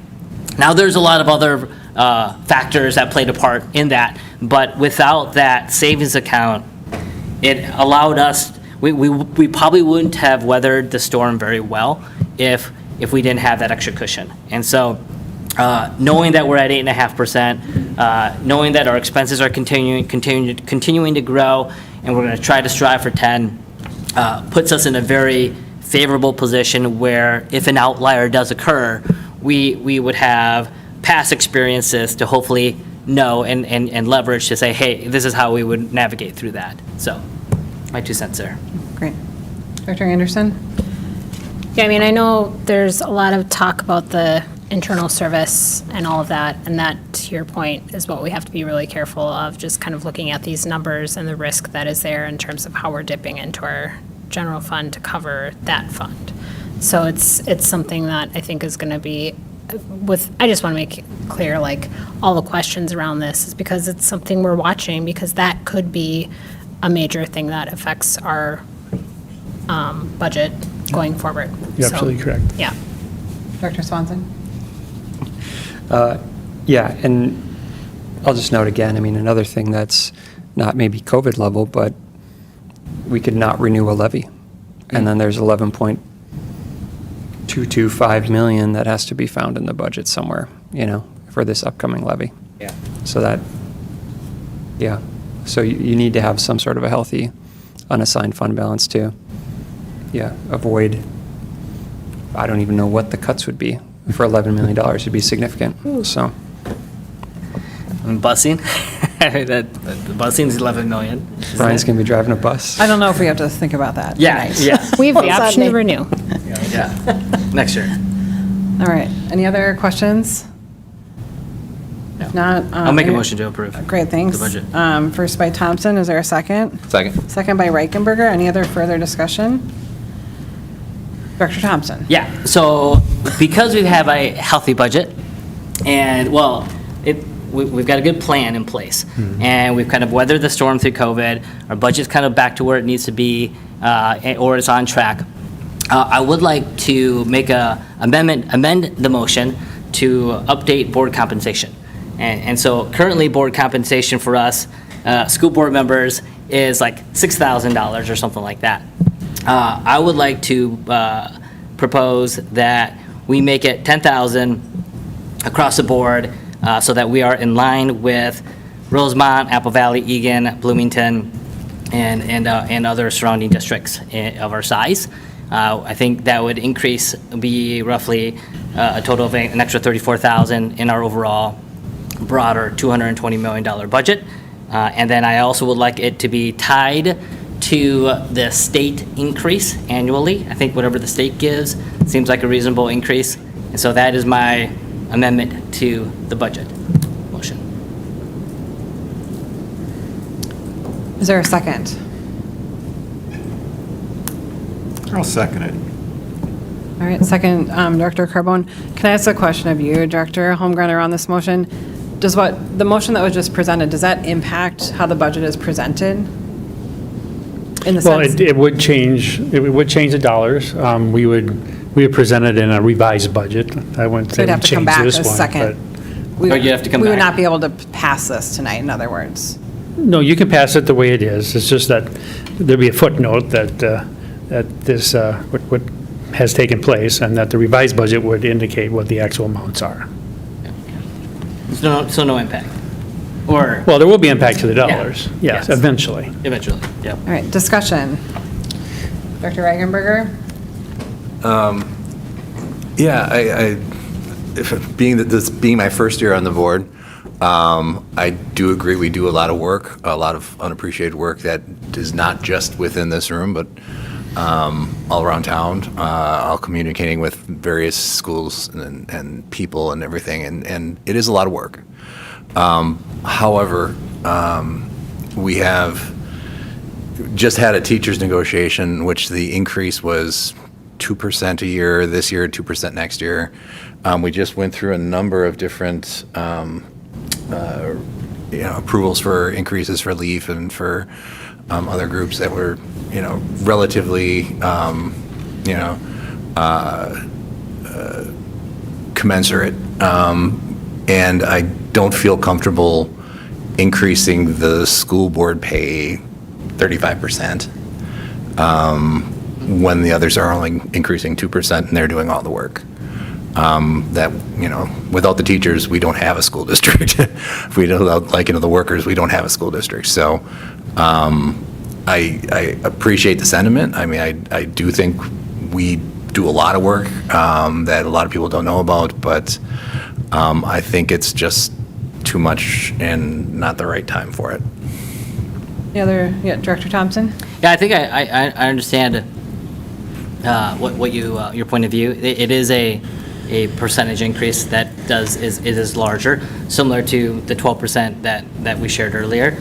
I think when we think about school board services, it's 5-10 hours a week and then some, and from policies, reviews, and if an average person works 40 hours a week, that's 25%, 500 hours a year easily, and if you divide that by our board compensation, it's like $13 an hour, and I'm not complaining that it's $13 per hour. What I'm saying is that when we've got new board members that might be coming in November, how do we make sure that they've got also funding to be able to offset, whether it be for childcare services, what are they giving up, and so forth. How do we make sure that we're consistent with maybe our surrounding peers like Bloomington and Rosemont, Apple Valley? When they review policies, it's the same as how we review policies. When they have budget reviews, it's the same as how we review budget reviews. And so, adjusting our compensation to recalibrate it to make it more market comparable, 10,000 across the board, I thought was a reasonable number that I saw. Director Carbone? Yeah, when was the last time the board had an increase? I mean, I don't even know. I've only been here a little over a year. Carly, you're smiling. Do you know? I'm smiling because I only know about the decrease where we didn't pay ourselves for 6 months. So that it was was- for 6 months. So we brought our salary back. Which was also Brian's idea, right? To not get paid? That was your idea. Well, we were in like a $7 million hole, and I'm like, here. Which, at the time, it's pennies in the bucket in terms of what we were cutting, and it felt Yes. Yeah. terrible, but it felt like a way for us to contribute. Director Swanson? Brian, I assume you looked at other districts and what Yes. boards pay in other districts? Can you comment at where other comparable districts? Yeah, are at? I mean, again, we are a top 10 district. Minneapolis, St. Paul, they're sitting at about 21, 22. Rochester's sitting at about 16. Anoka Hennepin's sitting at 15.6. Bloomington, 10,008. Rosemont, Apple Valley, Egan, I think the chair gets 9.9. So that's kind of the range. Again, I'm not proposing that we need to do 20 or 15, but it's one of those where, hey, we've done a lot as a board over the past year. And the board has also done a lot over the past 3 years. And then to help with future candidates that we just passed during the consent agenda, the school board candidate election form so that people can join and participate. Let's try to make it easy for them financially, because not everyone knows the level of effort it takes to be a board member. And when you get on, you're like, oh, that's a lot of hours. And it takes time away from other jobs, other whatever it may be. And so we're looking at $34,000 in a broader $220 million budget. So that's my proposal, $10,000 starting at the school, whatever the school budget year, January 1st, and then increases would be tied to the state of Minnesota increase, whatever it is that they provide. And then it's just consistent and automatic. My personal opinion maybe aligns more with Director Reichenberger in the sense that I think 35% increase is not commensurate with the other groups that have been getting raises. And so maybe there's a number there, though, that does make sense. I don't know if it's 2 or 5, between the 2 and 12.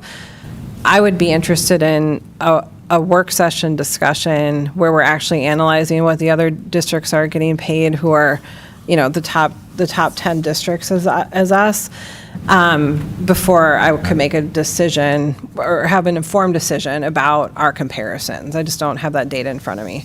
Director Carbone? Yeah, and I want to go back to the comment I made a moment ago.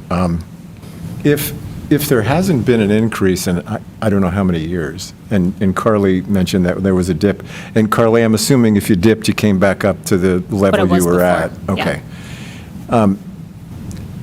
You know, it would be good to know that, because let's just say it was 2.5% per year that you didn't get an increase over 4 years, whatever that amount becomes. So I think we have to be careful of, you know, it was like what we were talking about earlier with the percentage. What's the raw number over the course of how many years? And look at it that way versus Brian's, what did you say, 35%? I didn't do the math. Someone said that number. I didn't do the math either. Oh, all right. But whatever it is. 50%. I got the, 35. you know, 35% sounds like I got that number 6,500 to 10,000, and I think 35%, although I don't know if that's the exact number, but it's clear close. But again, if It was 50%. if it was 5 years of no increase, and that should have been, I'm just making numbers up, 2.5% a year over 5 years, you know, what does that equate to as to current dollars? I mean, that would be my comment. Because I know, Tony, you mentioned that teachers didn't get whatever percentage Brian was talking about, but the teachers didn't take a pay cut, and the teachers didn't freeze their salary over how many years. So, I mean, we have to keep that in mind, too. Director Anderson, then Swanson. I was just looking at this back page. I was thinking the same thing along with Chair Cameron, where I think we should look at this from a work, because I agree that if we're getting paid, I'm not all about increasing our salary. And if our salary is far lower than the other top 10 districts, and if perhaps there's more variability, so I would say we do a work session where we look at the top 10. We could utilize our MSBA membership to help us analyze. The $17,000 that we're Just thought I'd throw spending. that in. Director Swanson. Yeah, I mean, I think I probably speak for most of the people on the board that, you know, we don't do it for the $6,000 that we're paid. We don't. Yeah. But, I mean, there is a point to, you know, it is a sacrifice from other obligations and work obligations, and it might detract from other people running from the board in the future, because I'm sure not all of us are going to serve on the board, you know, forever. So yeah, I'd be open to definitely open to the discussion and further discussion on this. If the board isn't willing to vote on it now, I don't know if Director Thompson would entertain a motion to postpone this until there's further discussion with more information provided. I can withdraw the motion, or the amended motion. Okay, so the motion is withdrawn, Yes. but we can put it on a work session and collect the data for a discussion. Does that work? Okay. Fine with you guys. So we're back. Oh, sorry. Sorry, procedurally, we technically might need to amend the initial motion we made back in January to set the salaries. That's true. Unless you're just scheduling it to begin next January. No, I think that, personally, I think the compensation should be tied to whatever the budget is. And so, I mean, if it renews in January, if it starts in July 1st, like, that's the budget cycle. But that's just me. I mean, We can investigate how that works too, if it's changed mid-year. we ought to be incorporating that as part of the budget discussion that should be occurring between January and March. Okay, great. Okay, so we're back to the original motion. Yeah. That was, I believe, Thompson, Reichenberger, first and seconded. Yes. Any other discussion? All right, all in favor of approving fiscal year 27 budget, say aye. Aye. Any opposed? All right, motion passes 7-0. Moving on to letter F, intent to sell bond resolution. Thank you, Director. Yeah, the resolution is in your packet. We talked about this at the work session, but to start the ball rolling and to sell bonds, to start our addition projects to the middle schools, we need to pass this resolution to move that forward. Okay. Any questions for Bill tonight? Okay, is there a motion to approve? Go ahead, Kim. First by Anderson, a second? Good, good. Second by Baker. Any discussion? Build it fast. All right, all in favor, say aye. Aye. Any opposed? All right, motion passes 7-0. Thank you. you. All right, moving on to policy 606.5. This is a second reading. of library materials, and Director Bovold is here to walk us through some changes to the original draft based on conversation with the board, correct? Okay. Right. Good evening, Chair Cameron, Superintendent Bauman, and members of the board. Following the school board's previous discussion of Policy 606.5, I sought additional feedback from our digital media specialists and leadership regarding the two items that we most heavily spoke about, the reconsideration appeal process and the potential addition of a school board member to the review committee. And the resulting revisions that you see are intended to maintain the school board's governance and oversight role while preserving the integrity and impartiality of the review committee process. The green edits that you're seeing on the policy reflect the original recommended revisions, and the red edits reflect the revisions that I'll be speaking to you about today. So if you can jump to line 270, based on a recommendation from Director Swanson, we added the word automatically, and that was to clarify that challenged resources do not have to be automatically removed during the reconsideration process. This gives the administration discretion to temporarily restrict access when it's determined to be the most appropriate course of action for our students. If you'll jump down to line 273, based on the feedback from our experts, no changes are recommended to the committee composition. Maintaining a committee without school board membership helps to preserve the committee's impartiality while allowing the board to fulfill its governance role through oversight of policy and procedures. And then on line 315, the revised language here allows a requester to appeal a review committee's decision to the school board, and the school board's review is limited to determining whether the reconsideration process was conducted in accordance with district policy and procedures. This will help the school board to maintain their governance and oversight. It does not involve a reevaluation of the instructional material itself. Great. That's all I have for updates. All right, discussion. Yep, Director Carbone. Yeah, please. Thanks, Amber. Tracy, in regards to the, almost the last thing you said. Yeah. That school board reviews shall be focused on reconsideration process, et cetera, et cetera, et cetera. The premise of the discussion the last time, or 2 times ago, I don't remember how long ago it was not necessarily whether the committee was following the procedure. We would hope that they would follow the procedure. What the discussion was about was the ability for the parent to appeal that decision, because ultimately that becomes the ceiling for the parent. And one of the things I mentioned is if a parent isn't in agreement or is very, very upset about what the decision is, they can come up here, make public comment, read an excerpt out of the book, whatever it is, show the book to the, they still could make this very, very public.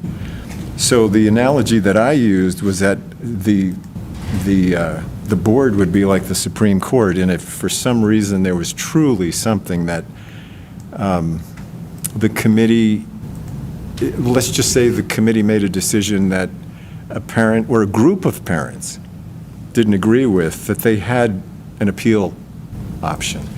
And that's what I thought Matt was talking about and I was talking about and maybe Brian was talking about. I don't remember the whole conversation. But, and I'm not seeing that in the policy. It looks like all we have to do is go, okay, you followed the procedure, whatever you decided is fine. And that really wasn't the premise of the discussion that Matt and myself, and again, I think Brian, and I don't know who else, last time. If I'm correct, I think you took all of our comments and brought it back to the group who was working on this, and not to say that every comment that was made was incorporated into this draft. And so I think some of those things could still be up for discussion, but what your group is proposing is not that recommendation, that the board would. Correct. be the final. I think I looked into it after we met, and I know there's not a lot of districts that have this policy at this time. I think Terry Morrow even mentioned that from Minnesota, or from MSBA. But I Googled districts that had it. And so I think Bloomington, Edina, 196, South Washington, Stillwater, White Bear Lake, and Prior Lake have this, and perhaps others. I was kind of looking at metro schools. No one has the school board as the appellate if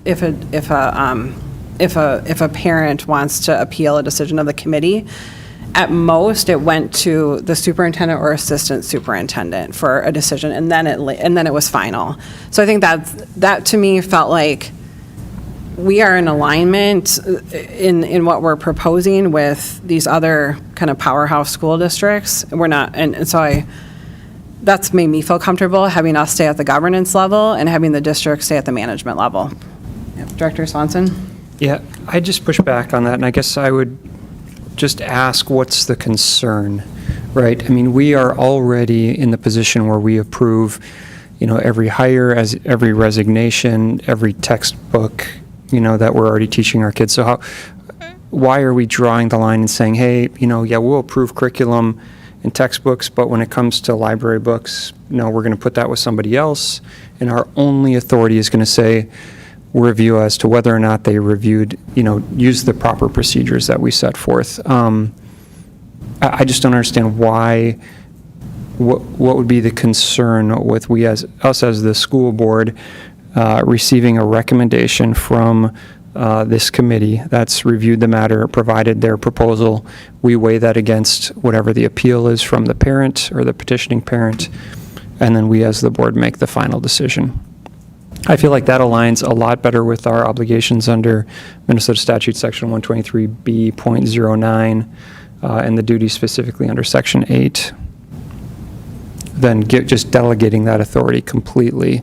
Because otherwise you get a situation where it's, okay, then, well, what if you don't, as a school board, like the decisions that are being made by that committee? Then you're pressuring the superintendent, to do something, but by motion, whereas I don't think it comes up very often.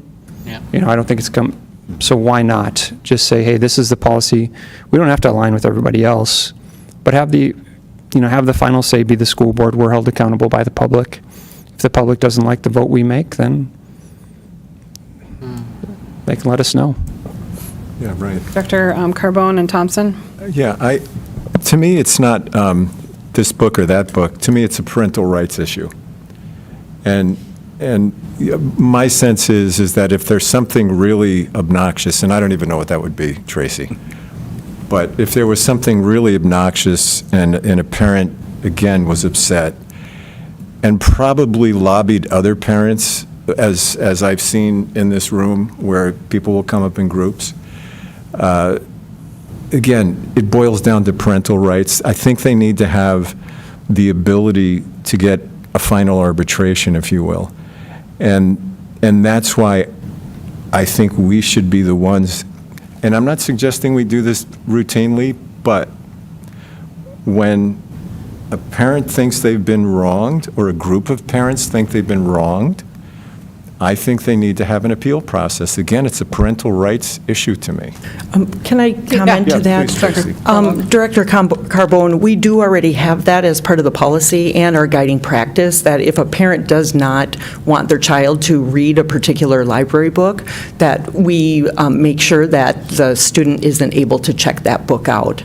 In this part of the policy, it's talking about a parent asking to, or a community member asking to have that book taken away for all students, not just their own student. And so that committee is filled with different experts and different people who are representing different parts of the community.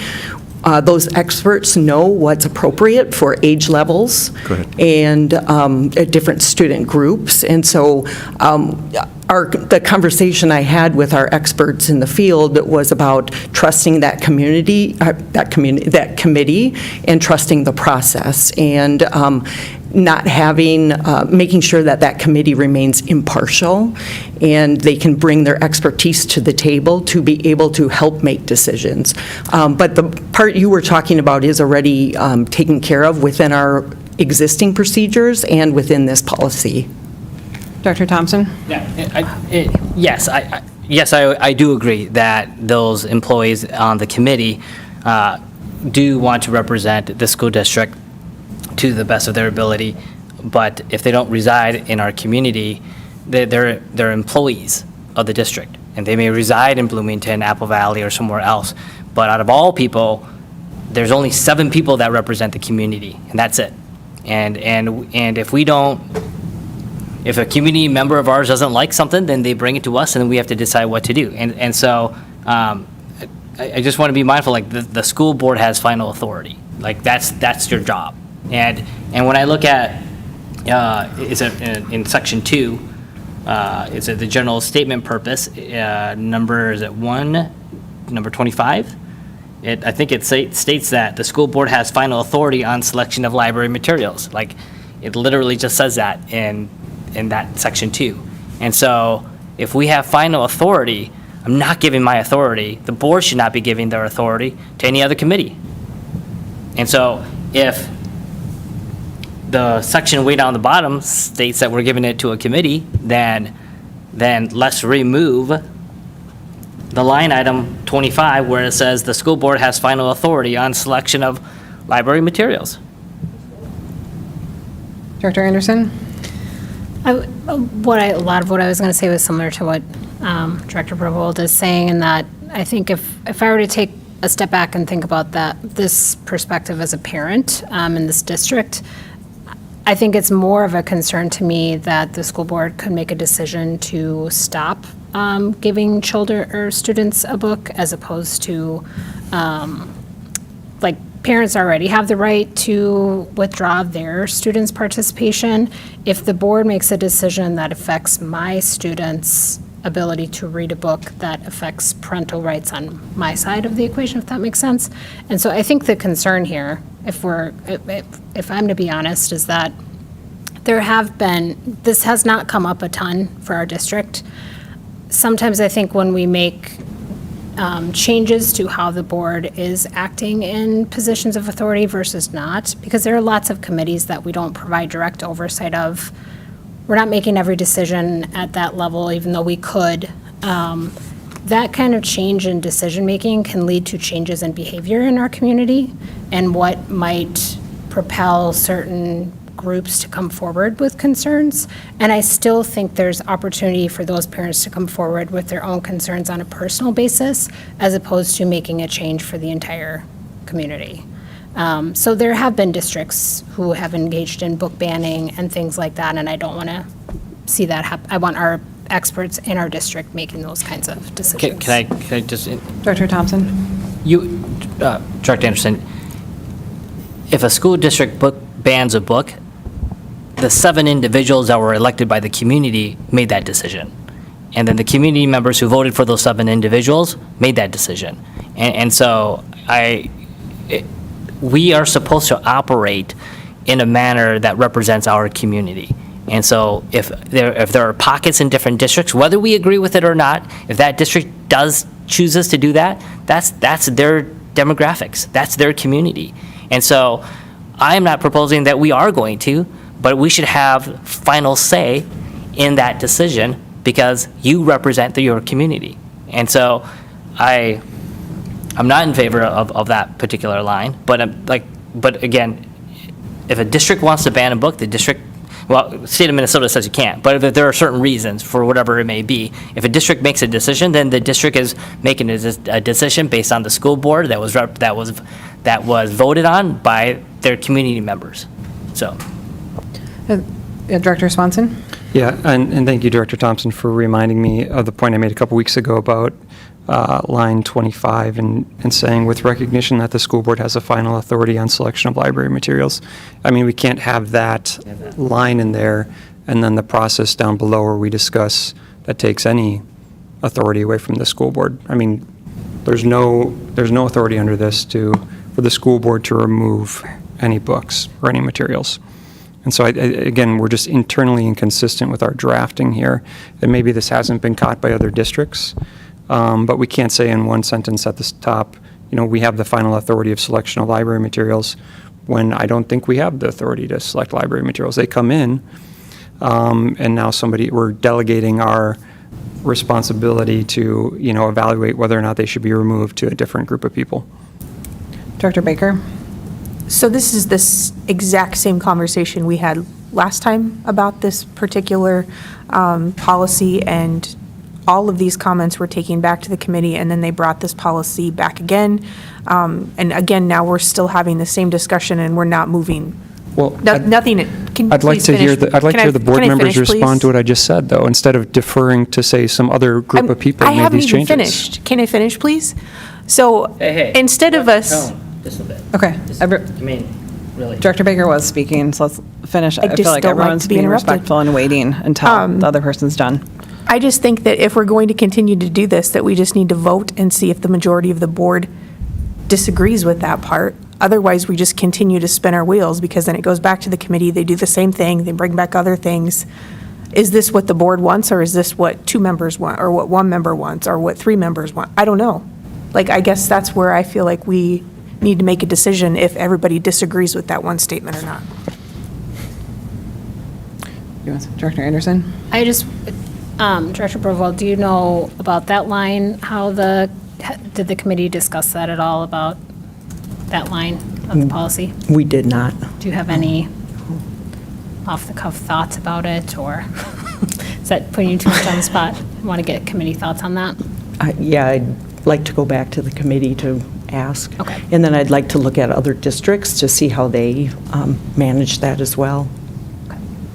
To me, how I interpret this, and we actually approved that too tonight in the consent agenda, was delegation of authority. So there's many things that the school board, when school boards were created, right?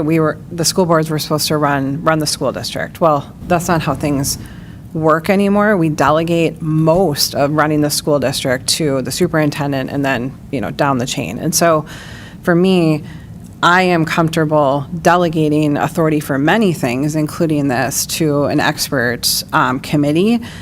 What I am most concerned about is, and this does stem from current events, is turning this board, this room, the district into this media circus, where the conversation at this table becomes about, should we ban this particular book, rather than focusing on, in my opinion, really, that is a very minor issue to me, knowing that a parent still has the right to restrain that material from their particular child.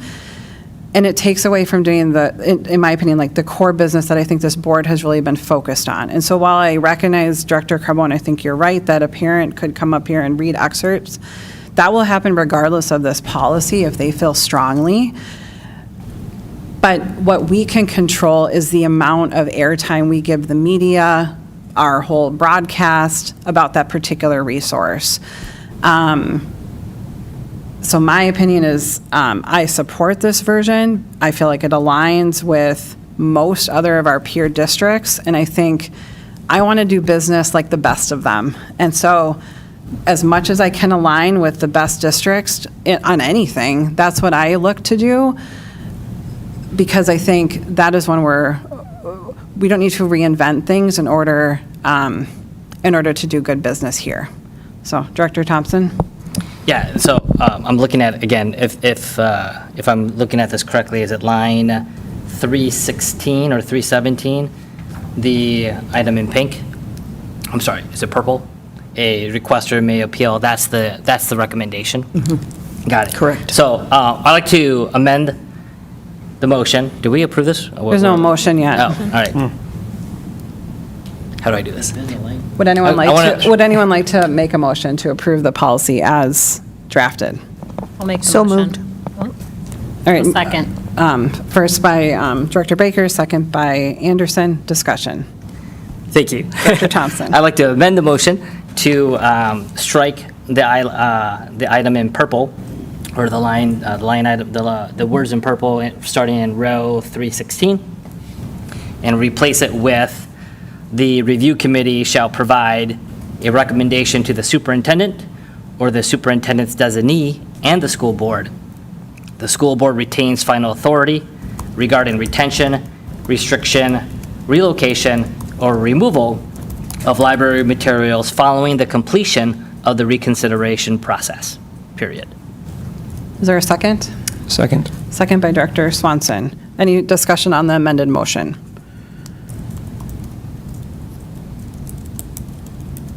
Okay, all in favor of the motion, say aye. Just a second, just a Point of second. clarification. Are we voting on the motion or the The amendment? amended to the- motion. We're voting on the amendment to the Yes. motion? Yep. Okay, Could- thank you. Could Right, direct, so- yeah. Could Director Thompson repeat the language really quick for Yeah, me? so let me start from the, start on row 315, where it's in black. The superintendent or the superintendent's designee shall inform the requester and the school board of the review committee's decision. And then how I have it added as the review committee, so this is my addition, the review committee shall provide a so the review committee shall provide a recommendation to the superintendent or the superintendent's designee and the school board, period. The school board retains final authority regarding retention, restriction, relocation, or removal of library materials following completion of the reconsideration process. So another checks and balances how. So you're I view saying it no as. appeal process? This seems No, like because an there's a added reconsideration layer process, so the appeal appeal. process is already. But the parent wouldn't be the one requesting that. You're saying the school board would be the one. No. The review committee would be providing a recommendation to us and the school board. I think you're missing so you have the superintendent or the superintendent's designee shall inform the requester and the school board of the review committee's decision. So the review committee makes a decision. Yes. And then a requester may appeal the review committee's decision to the school board, would be the next line, right? And then your sentence that you added. So you're there's the- amending his amendment. Well, I think you're I mean, missing. let's just be clear. I think you're missing a sentence I think I with am the missing a appeal. sentence. But are you missing it, or do Well, you need to withdraw your amendment? No, to what make I a want is different that one? the review committee is going through a consideration process. And they're going to come to the board or the superintendent and the school board and say, hey, here's our decision on this review process. And then we, as a board, we retain final authority. So it's almost implying that the review committee recommendation is going to be more than likely aligned with what our approval is going to be, similar to curriculum and the budget, but we retain final authority regarding if we disagree or agree with that output. So it's not a parental, a parent's not coming forward. The review is coming forward with them going through the process of what's already been done. Does that make sense? So that's not even like No. they have a decision and the parents don't like it, so they come to the board. You're saying every review process has to ultimately be decided. Well, by the how school often board. does something go to the review committee? Well, but I'm just clarifying, that's what you're Right. saying. Yes, yeah, because it allows us to get ahead of it. Because if it goes to the review committee, then it comes to the board saying, hey, here's what's going on, and then here's our call, and then either we agree or disagree, and as long as we retain the authority on the final direction. That minimizes if the committee says something bad, or not bad, but whatever decision that they end up having, a community member may disagree with that output, and then they're causing, they have the right to be here or there. As long as we get that end result, similar to, HR hirings or HR updates, it's like, hey, here's an update. So that's high-level policy, and then the district can figure out the SOPs. Okay, so can you restate your amendment? Because Yes. I don't think Well, it's clear. All right, so the designee, so the superintendent or the superintendent's designee shall inform the requester and the school board of, well, I don't think that doesn't make sense, because I'm reading number 5. You did start by saying that last time. Yep. Got it. I did say that. You know what? Let me strike that because I don't think that's relevant. Because of what I want is that I want a line item, wherever it makes sense, maybe that's what it is, that the review committee shall provide a recommendation to the superintendent or the superintendent's designee and the school board. The school board retains final authority regarding retention, restriction, relocation, or removal of library materials following completion of the reconsideration process. You have to withdraw your former motion. Withdraw your first amendment Okay, and then do this new one. but what are we taking out of? You just said strike the first sentence. The first sentence. Okay, got it. Then I'll withdraw my motion. Okay. Or my amended motion. So we're back to the original unless you amend again. Yes, then I'd like to amend. You're essentially striking that section. I'm striking that. Well, the superintendent, so number 5, in that section says the superintendent or the superintendent's designee shall inform the requester and the school board of the review committee's decision. Okay, so we assume this went through the process and now they're informing the school board, right? Okay, so then if that's the case, then I need to alter mine, and because I've got mine stating that the review committee shall provide a recommendation to the superintendent or the superintendent's designee and the school board. And so the previous section, or the previous sentence that I just stated, says that the review committee's, it's not even a recommendation. I think that sentence is they've already made a decision and they've already implemented it. And so it sounds to me that maybe what I'd like to do, if others are aligned, is that maybe number 5 just needs to go away. Because ultimately, we want the process to occur. I just want the review committee to provide us, the school board, and the superintendent, their final recommendation. We have to make an amended motion. Is there a motion or no? Yeah. I don't. Can I make an amendment to the You can make motion? if you can find a better way to incorporate that. All right, yeah, I would propose, I'd move to amend the proposed draft here. So 4D would be revised to say, shall submit a written report to the superintendent or the superintendent's designee containing the review committee's recommendation. Decision on whether to retain, remove, or take other actions. Okay, so that's staying the same. But then 5, I would keep the first one as I started the first sentence. Superintendent or superintendent's designee shall inform the requester of the school board or the review committee's decision. I would strike school board because it's not the school board's decision. So let me clear that up for you.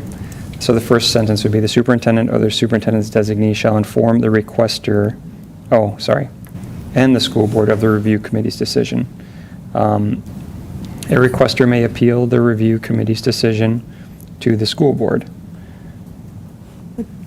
which is already there in red. Which is there, yeah. And then, upon appeal, the review committee shall submit a recommendation to the school board for review and a vote on whether to approve or reject the decision of the review committee.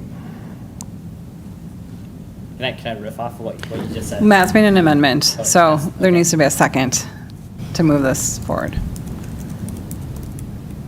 Matt, can you just repeat it, just so we get the word right? Yeah. Let me just type it out. Give me a second.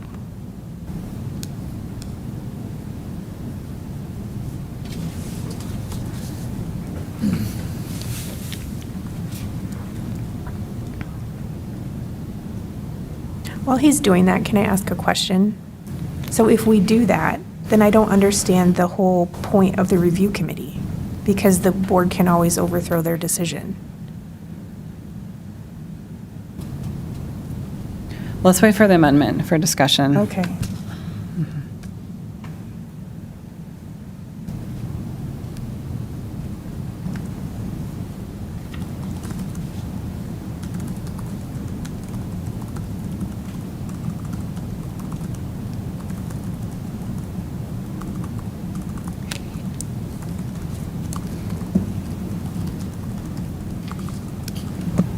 Can I make a motion to table?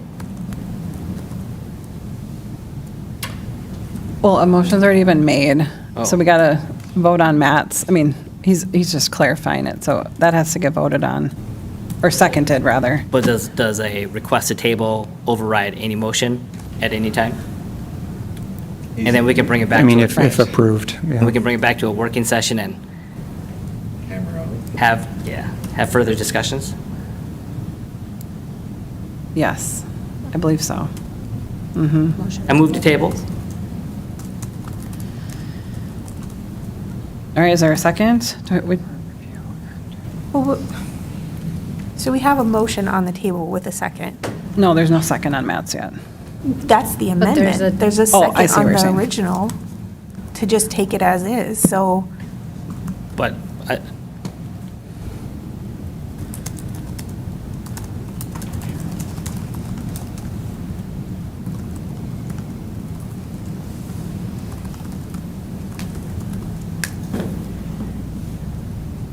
Okay. I'm just verifying, Brian. I think the motion to table supersedes. Yep. So the motion, I think, to table supersedes. I just don't know if it's 2/3 vote or majority. I'm sorry, would have to be point of clarification. Matt, are you making a motion? The table, Or did you? the table is primary, so it takes precedent. So the table, The motion does. okay. The motion to table is. The motion to table. Supersedes hers. Okay. for July 14th? Simple majority vote under Robert's rules. Yep, okay. So there's a motion to table. Is there a second? I'll second it. Seconded by Carbone. All in favor of tabling this for a future meeting? Say aye. Aye. Aye. Okay, so we have Aye. Brian and Paul, is that correct? And those opposed to tabling? No. No? No.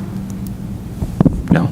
Okay, so 5-2. We're Duke it out now. back to Matt All right. with an amendment. Is that correct? Okay. Correct. So here's the proposed amendment. It's to 5. The superintendent or the superintendent's designee shall inform the requester and the school board of the review committee's decision.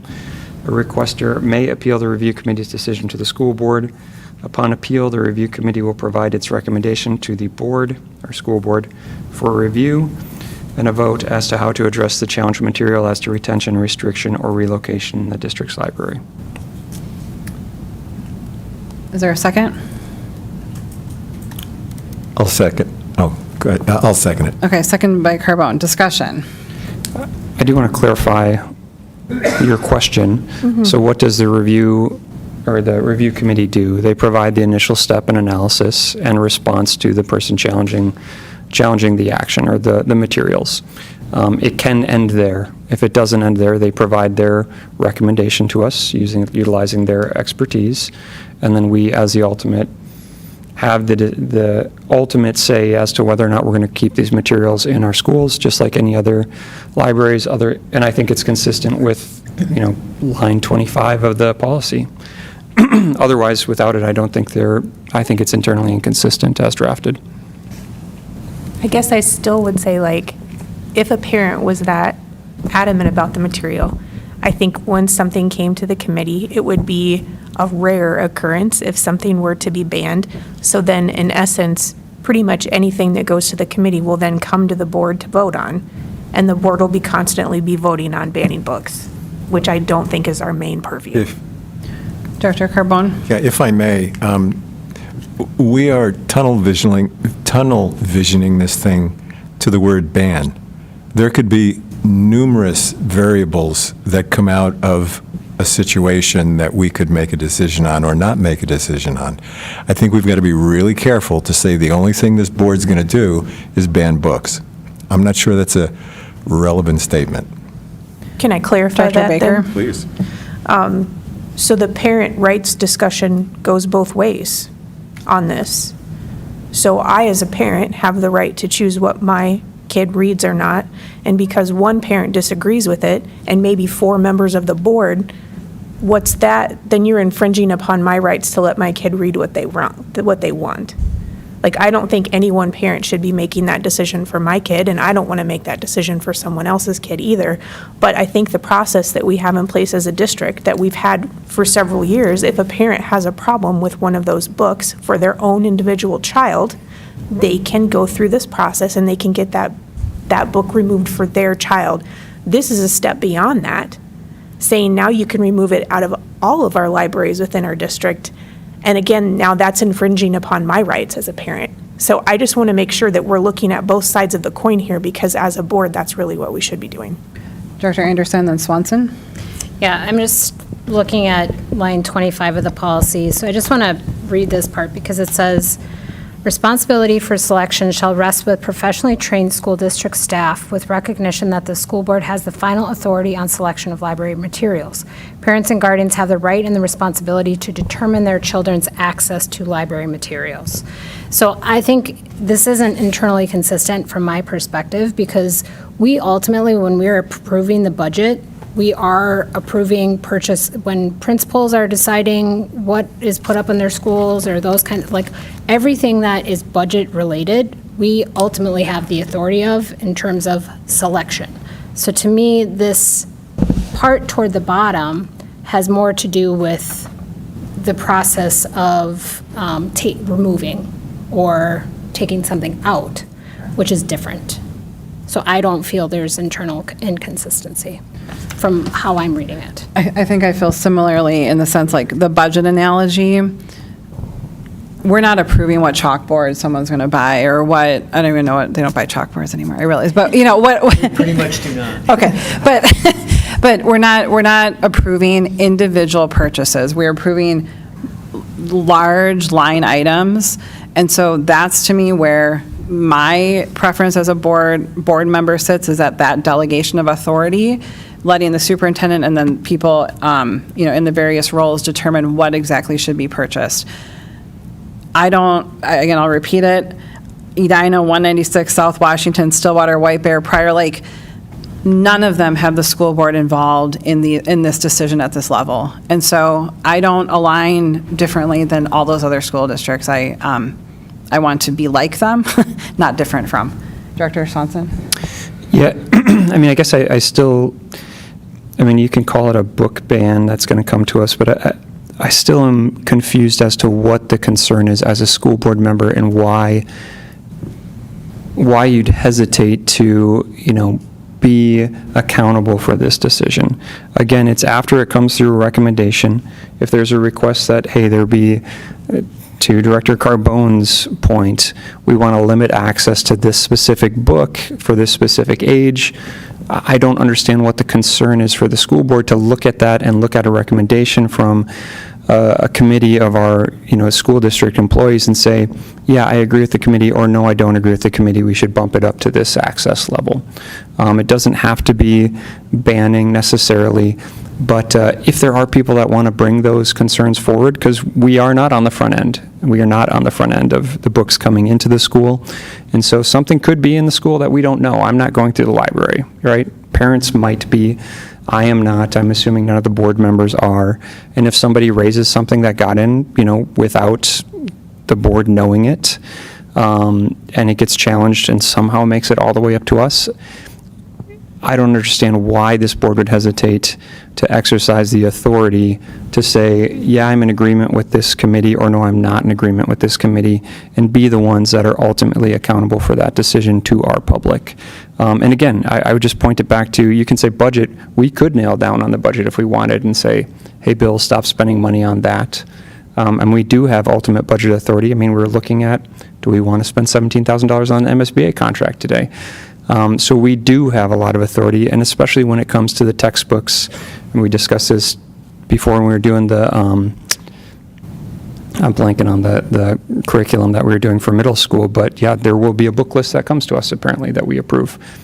How is this any different? We're going to approve that, but then be too scared as a board to look at this in the limited, or if it ever really comes up, it might never come up. So. And I That's need my to 2 clarify, cents. I don't think, me personally, I don't think I'm scared to make this decision. I'm certainly not. I one, I'm concerned about our work session discussion where it was implied that in order to make this decision, like if a book did come forward, board members wouldn't read the book. I think that is a concern about our due diligence in our ability to do it. We just talked about how many hours we spend doing this, and I don't feel like there was a common commitment that we would be able to read fully all these materials. I think my challenge also comes with we are not experts in literature or in child development at this table, and so I don't feel like any one of us should be making a decision like that. And that's why I feel very comfortable and confident, not scared, in giving the delegation of authority to the experts who do.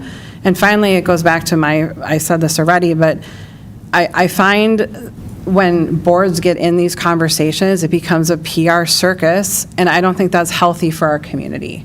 So for me, that is why I'm not in support of the board having these discussions at this table when I feel like we have competent people in our district who can advise the superintendent and the district on materials. Director Carbone? Yeah, I'm going to bet, and I'll ask the two lawyers this, if a parent, a group of parents, I mean, who knows who would bring things forward? Anybody could bring anything forward. If they brought it forward and they were building a case or presenting a case, I would be willing to bet we wouldn't have to read 600 pages in War and Peace. I would be willing to bet they would say, look at chapter 3, look at, and it would expedite the ability to make a decision. I'm not, Amber, I'm not convinced that we would be in, an English class reading a list of books every month. I mean, I just don't think that's going to happen. If somebody's going to bring something forward, they've got to make the point, or why would we even entertain it? I think you actually brought up what I'm concerned about, which is, I think, interesting.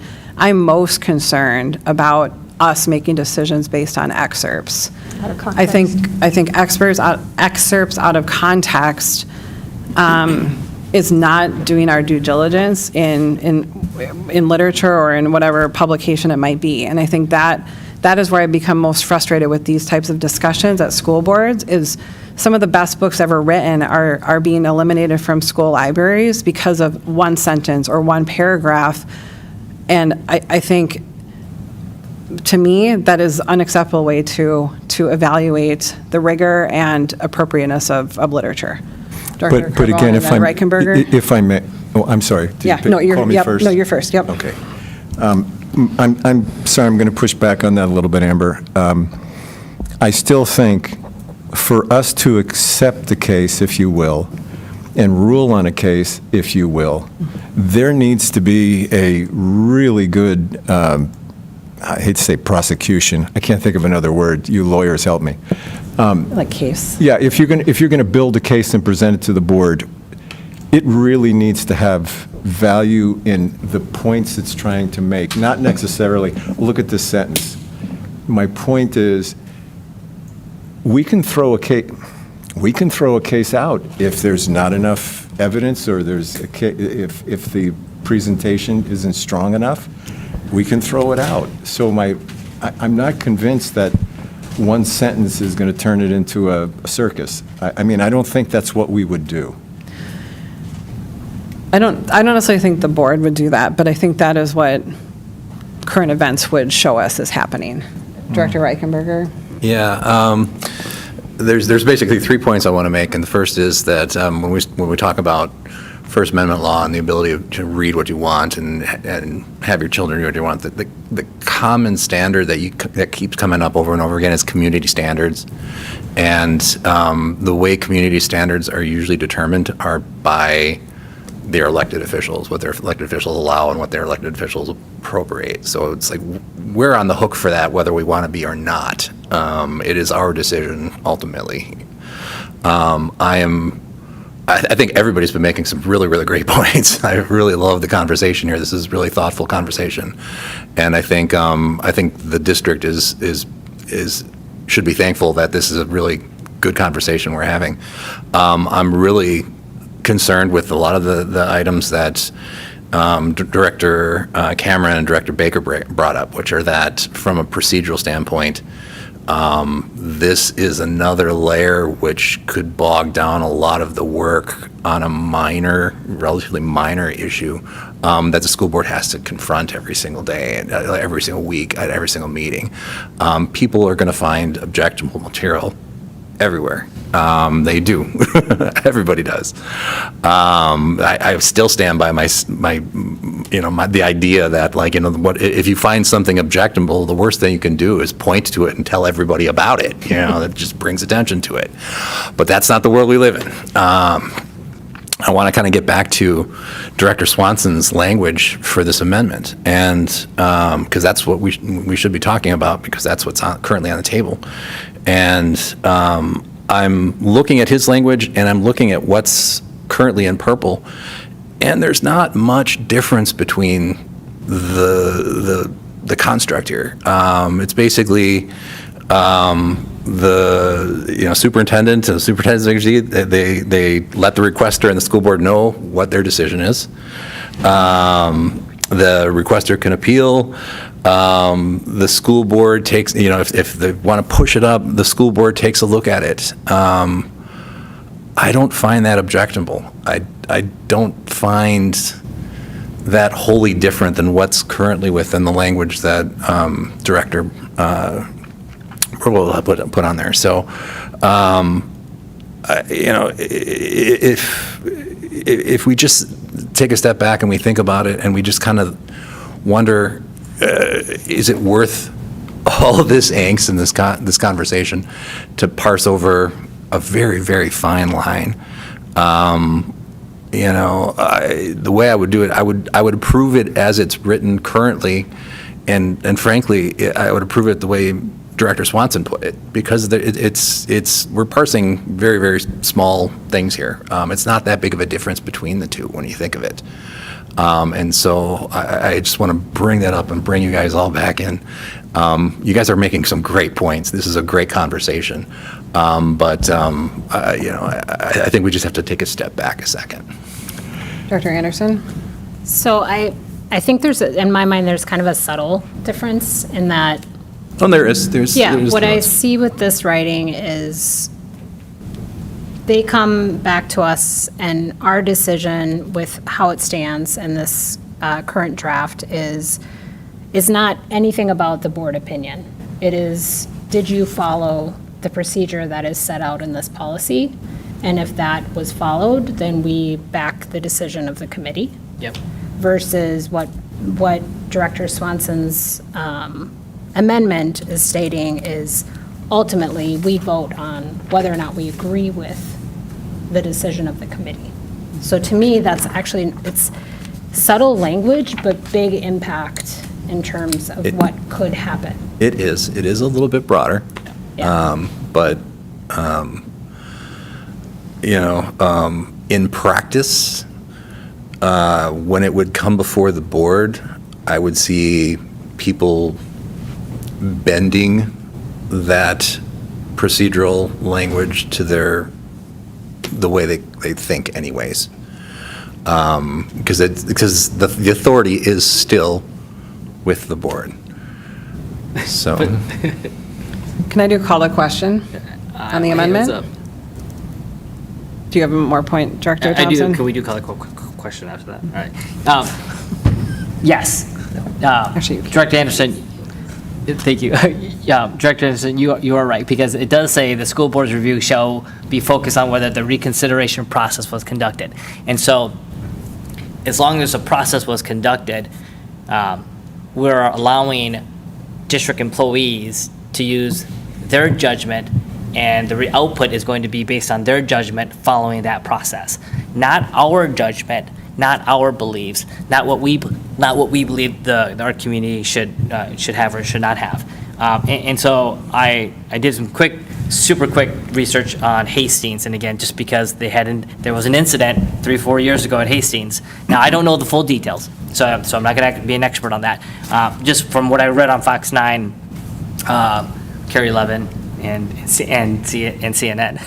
They said that there was, Scholastica had some books that were very mature content for grade 9 through 12, and they were placed in the middle school. And so and they were trying to say, hey, we're not trying to ban it, we just like get it where it's age appropriate. And so if something like that occurred, it goes to the review committee, and the review committee said, yeah, it's we think it's appropriate, blah, blah, blah, blah, blah. The process was conducted, then the board still doesn't have, we don't have an out. We don't have governance. We don't have oversight. We don't have a get out of jail card because of whatever it may be. And at the end of the day, the school board is 100% responsible. Nothing should trump the decision of the board. And so when I read this, it says like, I don't get a choice. The board doesn't get a choice. And so if the concern is banning books or removing books or whatever it may be, I'm okay if that stuff is out of the equation or out of the policy or whatever it may be. I do want that whatever the decision that the review committee has made or recommended or is implementing, that the board still has autonomy, has the judgment to be able to say, thanks for your recommendation, thanks for your thoughts, we disagree, we're moving forward. And we run into this scenario many times with superintendents. I think the previous superintendent, we disagreed. And the previous superintendents, they probably disagreed. And the board, that's like you get 51% majority. You don't get 49. And so, again, number 5 in the content, to me, how I read it was, as long as they follow the process, I don't have a say. And my hope, and I assume the experts are going to make a decision based on their expertise. Totally get that. And it may be 95% of the time or 99.9% of the time we're going to be aligned. But in that one instance that we're not, the board should have 51% majority in that decision. And it doesn't say that. It doesn't state that. Maybe where I differ, Brian, is I feel like I have the choice right now in making a policy and giving delegation of authority. So I feel very much in control of this policy in giving this to the committee to handle. So I think it's just it's a different way to think about how we are giving our authority to the process. And so for me, it's like, yes, I feel like Edina's done that, 196 all of these boards have made this choice to give their authority to make this decision. So Director Carbone. Yeah, thank you. Director Swanson, does not your motion amendment answer Director Thompson's concern? It does. It does. So Yep. should we Let's vote on it. Should we call the question and vote on Swanson's? Second, we can call the question. All in favor of moving to a vote, say aye. Aye. Aye. Any opposed? Okay, call the question passes. Everyone, Matt, can you read your amendment one more time? And it was seconded, correct? Yes. It Sorry, was seconded, yep. yeah. All right, my amendment to the original motion was to amend paragraph 5. I'm not sure what section it's in right now. I think we all. Line 315. Starting with line 315, yeah. Yeah. Removing existing language and replacing it with the following: the superintendent or the superintendent's designee shall inform the requester and the school board of the review committee's decision.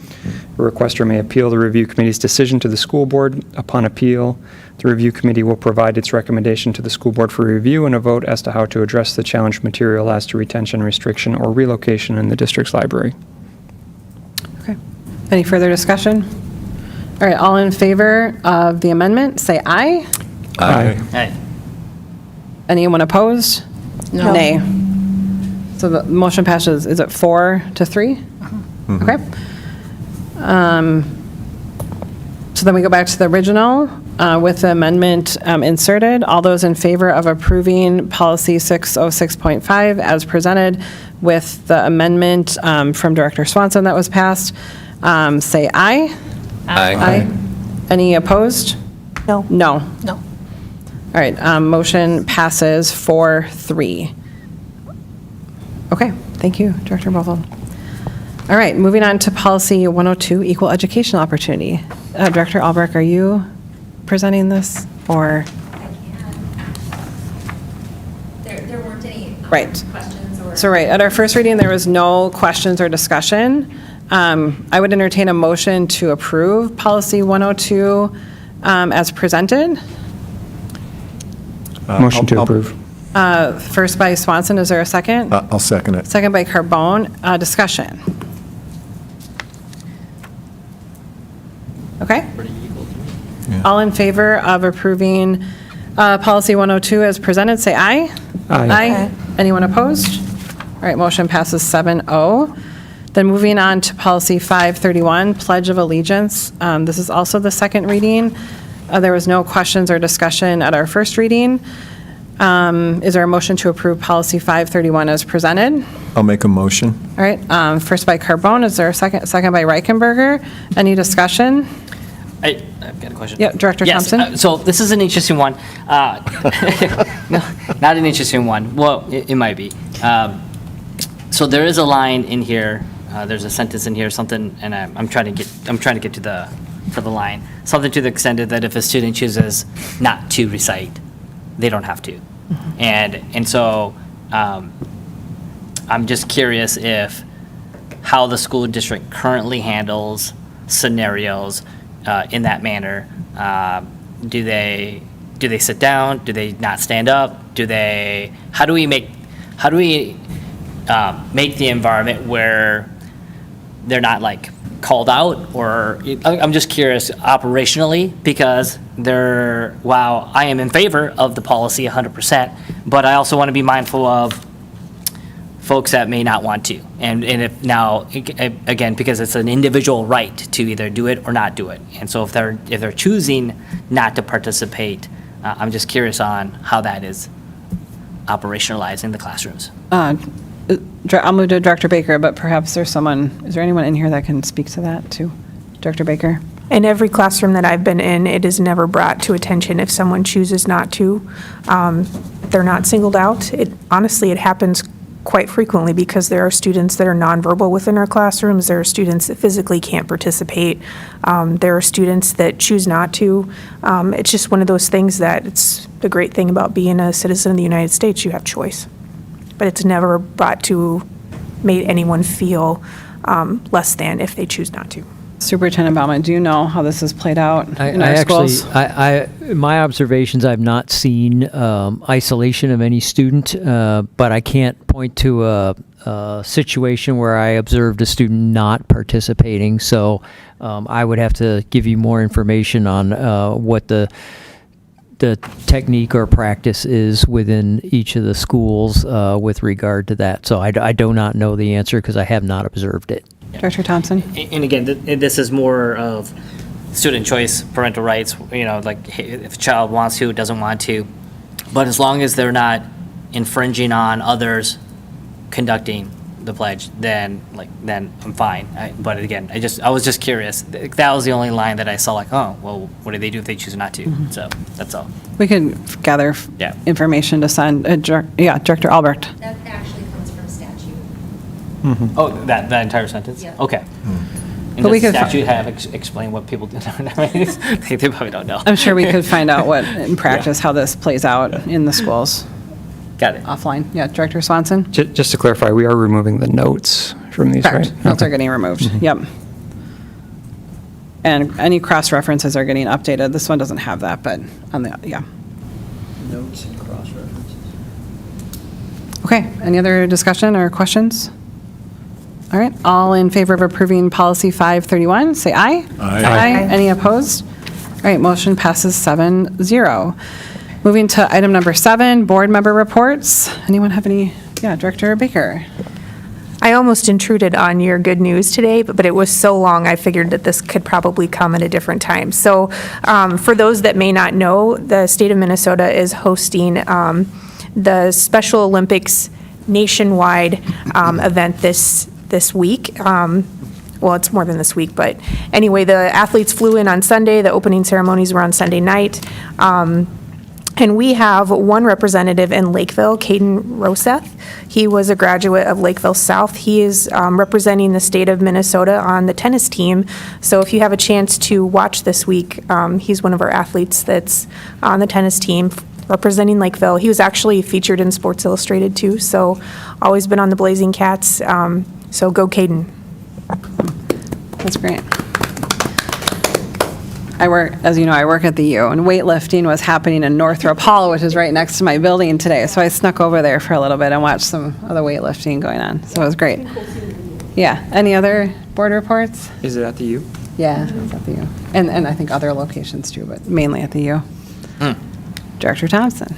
I have been to more graduation parties than I've ever done, ever. When I was 18, then yeah. But it is super awesome to see images of these kids from kindergarten and then their progression all the way to high school, and their hairstyles from the 80s look to the braces to the glasses, and the parents don't care. They throw these pictures on the wall. They extra supersize them, and again, I'm not saying that I go to grad parties like every year, but like this is a year where I went to a lot, and it was just fascinating to see, but also very encouraged by these young men and women that are going to be coming through the ranks of our community, and it's just we got a great group of kids that are coming and that are going out, and so excited. So good. That's all. Awesome. Great.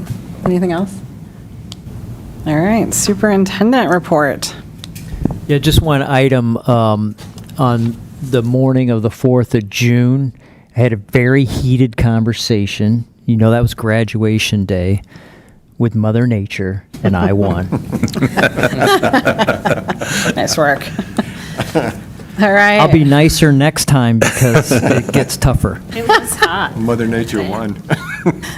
All right. I think we are at adjournment. Is there a motion to adjourn?